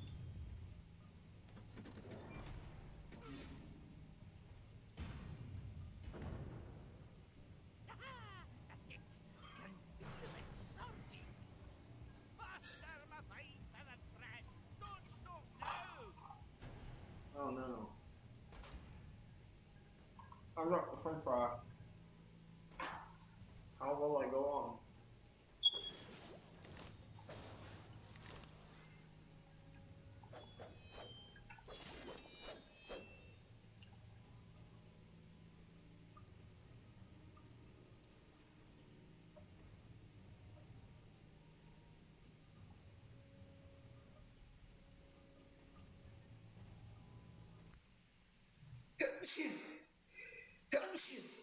Bless me, for I have sinned.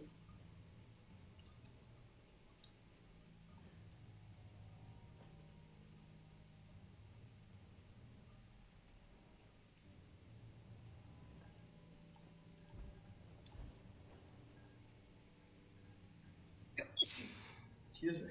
Jesus.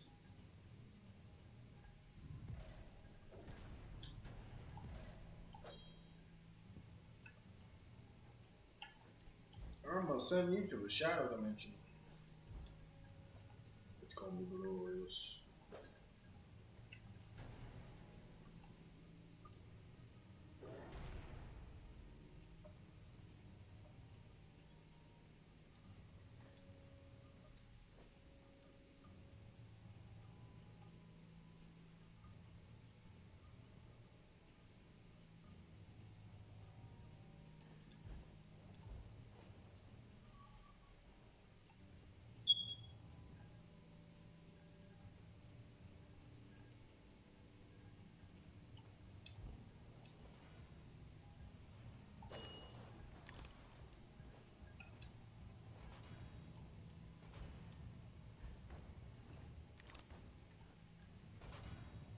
Oh, some bitch.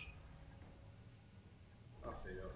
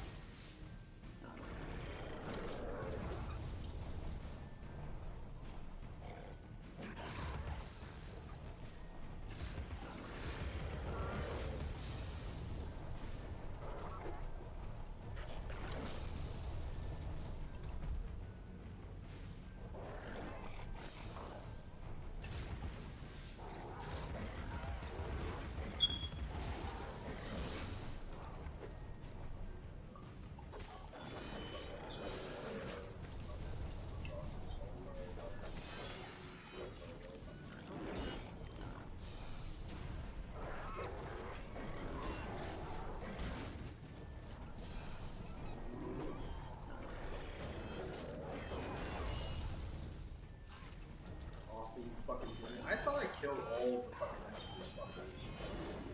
So, oh damn, this is fucking.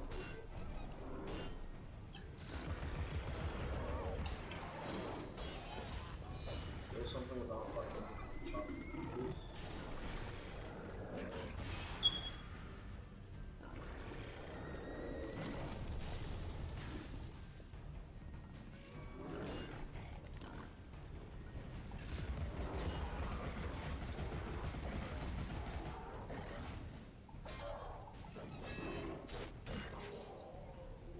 Fucking move.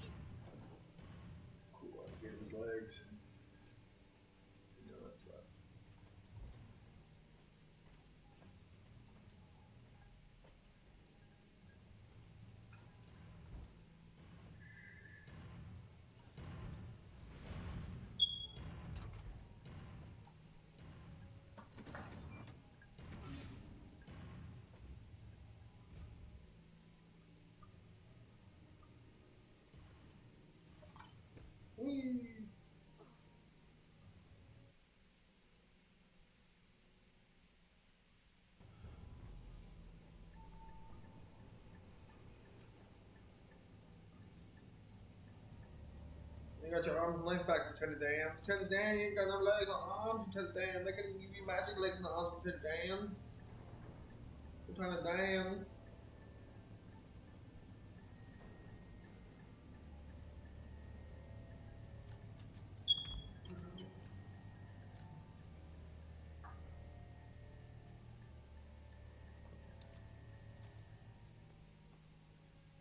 I finished my work and you're complete, Hatter.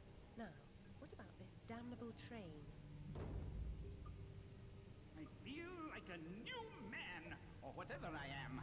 I feel like an unsprung spring, like an uncorroded gear, like an untarnished bit of metal that sticks in your eye. Answer me, Hatter. I'm suffering. And changes here are a cause, or they're a reflection, or the effect.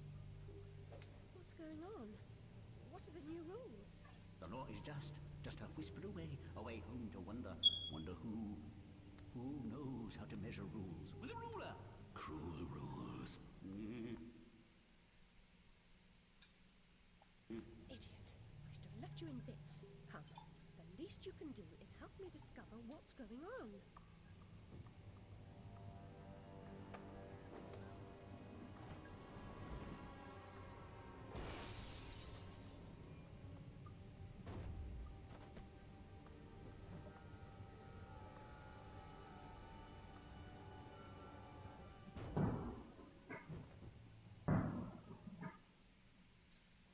Shit, let's start. Alright, well, appreciate you, adversary, and if anybody else is still in here, Derek, Sean, anybody else who stopped in, appreciate everybody stopping in to see my stream. It's hot, I'm getting a little tired, and yeah, so we're going to pick it up maybe tomorrow, because I'm off for this long weekend, so we'll see how it goes. But other than that, like I said, I'm very happy that everybody came and hung out with me, and we'll hopefully have some good streams ahead. So, thank you very much. Everybody have a wonderful rest of your day. Hopefully you're not fucking frying balls like I am as far as the heat goes. Hopefully everything's going well for you guys. Have a good night.